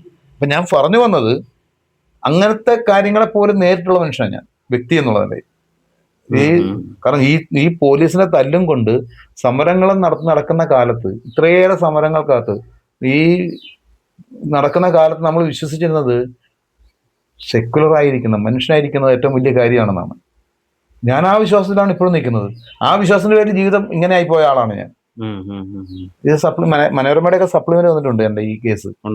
കാരണം ഇത് കേരളത്തിന്റെ വിചിത്രമായ ഒരു കേസല്ലേ ഇത്. അപ്പം അങ്ങനെ ജീവിച്ചിരിക്കാൻ കഴിയുന്നുണ്ടെങ്കിൽ അങ്ങനെ തന്നെ അഭിപ്രായം പറയാനുള്ള അവകാശവും എനിക്കുണ്ട്. ഞാൻ ആ അവകാശം മാത്രമാണ് ഇപ്പോഴും വിനിയോഗിക്കുന്നത്. ഇപ്പോഴും കാണുന്നതിനകത്തുണ്ടാകുന്ന ഒരു നീതിയുടെ നിഷേധത്തെ കുറിച്ച് പറയാനുള്ള അവകാശം എനിക്കുണ്ട്. അതിന്റെ അർത്ഥം ഞാനൊന്നും ചെയ്യാതിരിക്കുന്നു എന്നല്ല. അത് നാളെ ഏതെങ്കിലും പൊളിറ്റിക്കൽ പാർട്ടിയിൽ എനിക്ക് പോയി പങ്കെടുക്കില്ല എന്നൊന്നും ഞാൻ അങ്ങനെയൊന്നും പറയുന്നില്ല. ചിലപ്പം സംഭവിച്ചേക്കാം. പോകുന്നുണ്ടെ പറയുന്നേ, ഞാൻ ഇന്ന പൊളിറ്റിക്കൽ പാർട്ടിയിൽ ഇന്ന് മുതൽ ഞാൻ വർക്ക് ചെയ്യാൻ പോകുന്നു എന്ന് പറയാം. അന്നല്ലാതെ ഇന്ന് വരെ അങ്ങനെയുള്ള ഒരു സ്ഥാനത്ത് ഞാൻ നിന്നിട്ടില്ല. അല്ല, ഈ ഒട്ടനവധി പുരസ്കാരങ്ങളൊക്കെ നേടിയിട്ടുണ്ട്. കേരള സാഹിത്യ അക്കാദമി അവാർഡ് നേടിയിട്ടുണ്ട്, കേരള സംഗീത നാടക അക്കാദമി അവാർഡ് നേടിയിട്ടുണ്ട്, ഒരുപാട് അല്ലാത്ത പുരസ്കാരം, പ്രവാസി പുരസ്കാരം അടക്കം നാടകങ്ങളിലായാലും എഴുത്തുകളിലായാലും ആർട്ടിലായാലും ഒക്കെ ഒരുപാട് പുരസ്കാരങ്ങൾ നേടിയിട്ടുണ്ട്. എന്നാൽ ഇത്തരത്തിലുള്ള തുറന്നു പറച്ചിലുകൾ ഈ അംഗീകാരങ്ങൾ നൽകുന്നതിൽ അല്ലെങ്കിൽ ഇതിൽ നീതി നിഷേധിക്കപ്പെട്ടിട്ടുണ്ടെന്ന് തോന്നി. അല്ലെങ്കിൽ ഏതെങ്കിലും ഇപ്പൊ KSNAയുടെ കൗൺസിലർ ആയിരുന്ന ആളാണ്, അപ്പൊ അർഹപ്പെട്ട ഒരു സ്ഥാനത്തേക്ക് എത്തിപ്പെടാൻ ഒരു പക്ഷേ ഡോക്ടർ സാംകുട്ടി പട്ടങ്കരിക്ക് ഇത്തരത്തിലുള്ള ഒരു സാഹചര്യങ്ങൾ നിഷേധിക്കപ്പെട്ടിട്ടുണ്ടെന്ന് തോന്നിയിട്ടുണ്ടോ? ഞാൻ അതിനെക്കുറിച്ച് കൂടുതൽ ആലോചിക്കുന്നില്ല. കാരണം എന്താ വെച്ച് കഴിഞ്ഞാൽ അതൊക്കെ ഉണ്ടാവും. നമ്മൾ ചില കാര്യങ്ങൾ പറയുമ്പോൾ ഈ പറയുന്നത് പോലെ ചിലർക്കത് വിഷമമായി മാറിയേക്കാം. ഈ പറയുന്ന ഒരു സിസ്റ്റത്തിനകത്ത് അവർക്ക് പ്രശ്നമായി തോന്നിയേക്കാം. മറിച്ച് നമ്മൾ പറയാതിരിക്കാൻ കഴിയില്ലല്ലോ. നമ്മൾ പറയേണ്ട സംഗതികൾ, കാരണം എന്താ വെച്ചാൽ നമ്മൾ ആരെയും ദോഷപ്പെടുത്തുന്നതിന് വേണ്ടിയല്ല. നമ്മൾ സാമൂഹ്യ ജീവി എന്നുള്ളതേ, നമുക്ക് ഒരു ആർട്ടിസ്റ്റ് എന്ന നിലയിൽ നമുക്ക് നമ്മളുടെ ചില അഭിപ്രായങ്ങൾ പറഞ്ഞേ പറ്റൂ. അത് പറയുന്നതാണ് ശരി. ആ പറയുന്ന യഥാർത്ഥത്തിൽ അവർ മനസ്സിലാക്കേണ്ടത് ഇതെന്തെങ്കിലും പ്രത്യേക ഗുണം ഉണ്ടാക്കിയെടുക്കാൻ വേണ്ടി അല്ല എന്നാണ് മനസ്സിലാക്കേണ്ടത്. അതിനുവേണ്ടിയാണ് ഇത് പറയാതിരിക്കുകയാണ് ചെയ്യേണ്ടത്. പറയാതിരിക്കേണ്ട കാലത്ത് നമ്മൾ പറയുന്നു എന്ന് പറയുന്നത് അത് വേറെ ഒന്നിനു വേണ്ടി അല്ലല്ലോ. അത് നമ്മൾ കൂടി പറഞ്ഞില്ലെങ്കിൽ ഒരു കാലഘട്ടത്തിൽ നമ്മൾ പറയേണ്ട കാര്യം നമ്മൾ പറഞ്ഞില്ല എന്നൊരു പ്രശ്നം നമ്മൾ നേരിടുന്നത് എനിക്ക് താല്പര്യമില്ല. അതുമാത്രമാണ് ഞാൻ ചെയ്യുന്നത്. സാമൂഹ്യമായ ഒരു വിഷയത്തിന്റെ മേളിൽ എനിക്ക് അഭിപ്രായം പറയേണ്ടതുണ്ടെങ്കിൽ, അത് ഏറ്റെടുക്കേണ്ടതുണ്ട്. അത് ഏറ്റെടുക്കാൻ ഞാൻ തയ്യാറാണ്. ഞാൻ സാമൂഹ്യ പ്രവർത്തനത്തിനകത്ത് അതാണ് ചെയ്തിട്ടുള്ളത്. മറ്റാരേക്കാളും ഞാൻ പറഞ്ഞില്ല, 16 ദിവസം നിരാഹാരം കടന്നിട്ടുള്ള മനുഷ്യനാണ് ഞാൻ.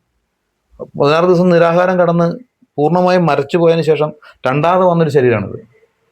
പല സമരങ്ങൾക്കകത്തും മരണത്തിനോടൊപ്പം വരെ എത്തി ഞാൻ തിരിച്ചു വന്നിട്ടുണ്ട്. ആ ചെയ്യുന്ന പ്രവൃത്തിക്ക് അതിനെന്തെങ്കിലും എനിക്ക് തിരിച്ചു കിട്ടണമെന്ന് ആഗ്രഹിച്ചിട്ടല്ല ചെയ്തിട്ടുള്ളത്. അതിനൊന്നും ആരോടും ഞാൻ എന്തെങ്കിലും ചോദിച്ചിട്ടുണ്ടോ? ഇതുവരെ ചോദിച്ചിട്ടില്ല. അങ്ങനത്തെ ഉള്ള കാര്യം ചോദിക്കുക എൻ്റെ ആവശ്യമല്ല.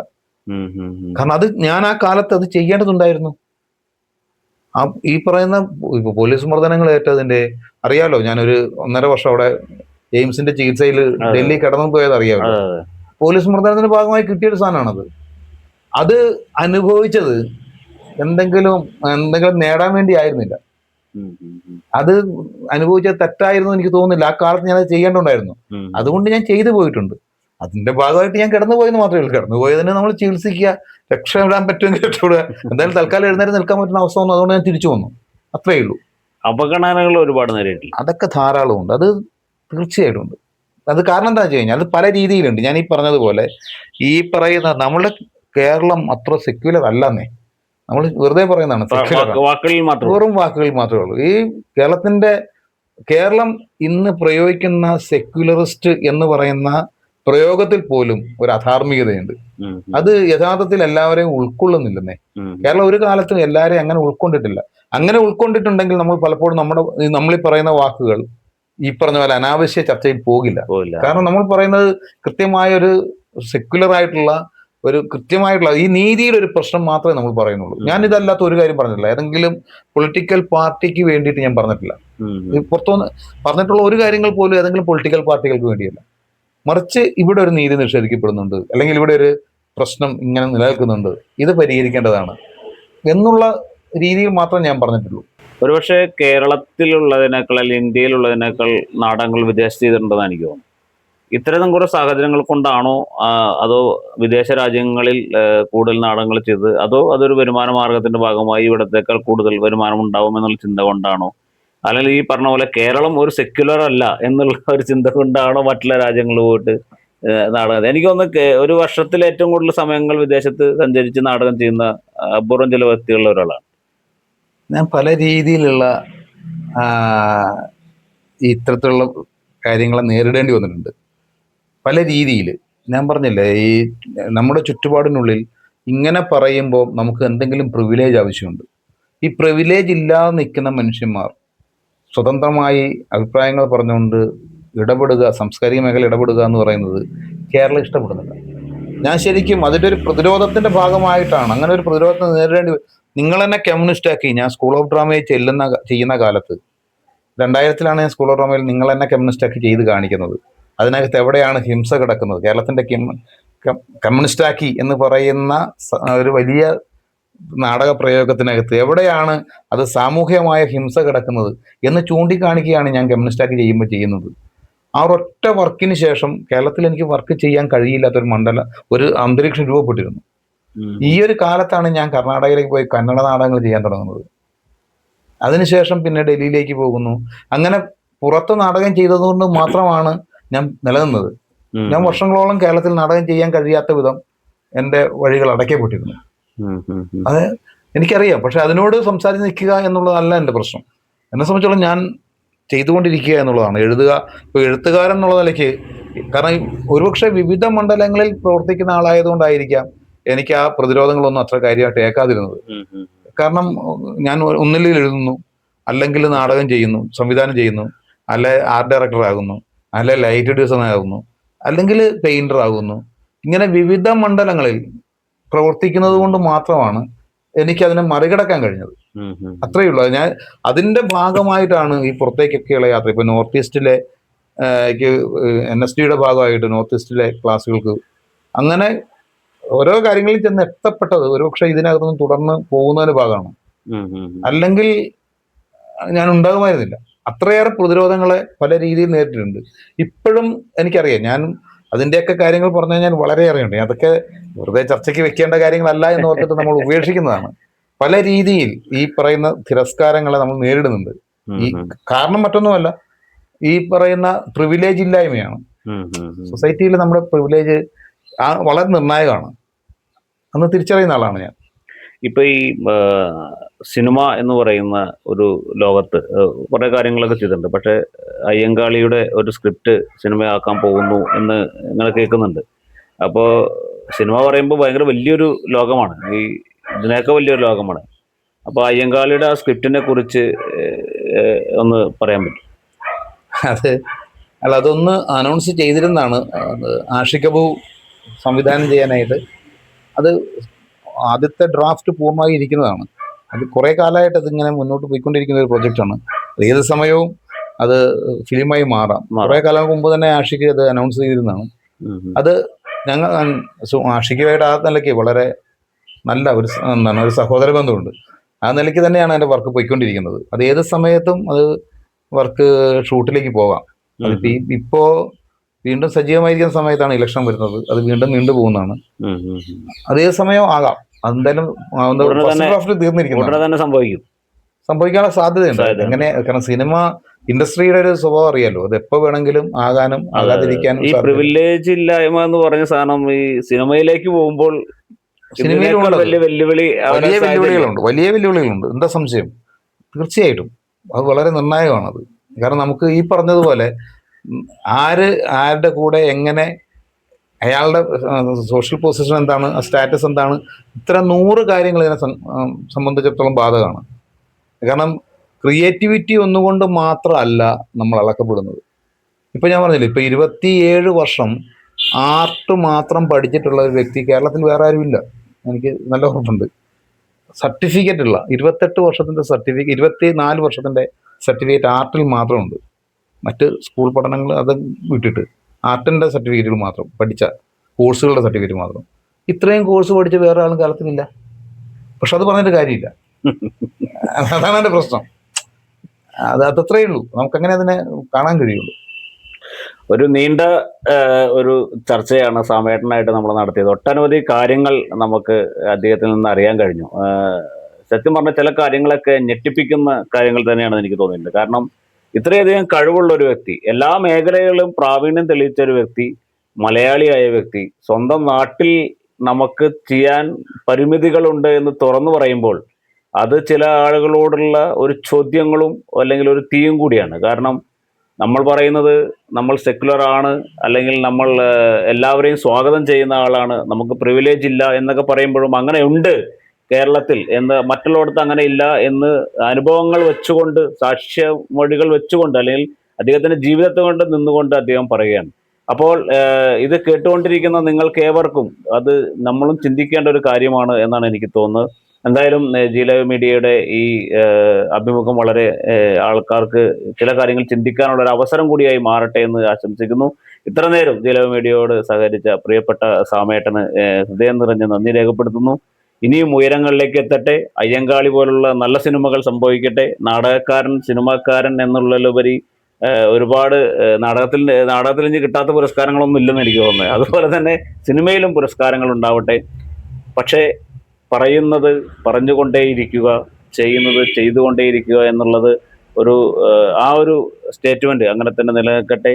എല്ലാവിധ ഭാവുകങ്ങളും നേരുന്നു. എന്താണ് പ്രേക്ഷകരോട് ഈ അവസരത്തിൽ പറയാനുള്ളത്? എല്ലാവരോടും അല്ല, ഇത് സാംസ്കാരിക പ്രവർത്തനം എന്ന് പറയുന്നത് കേവലമായ ഒരു സന്തോഷം മാത്രമല്ല, അതൊരു ഏറ്റെടുക്കൽ കൂടിയാണ്.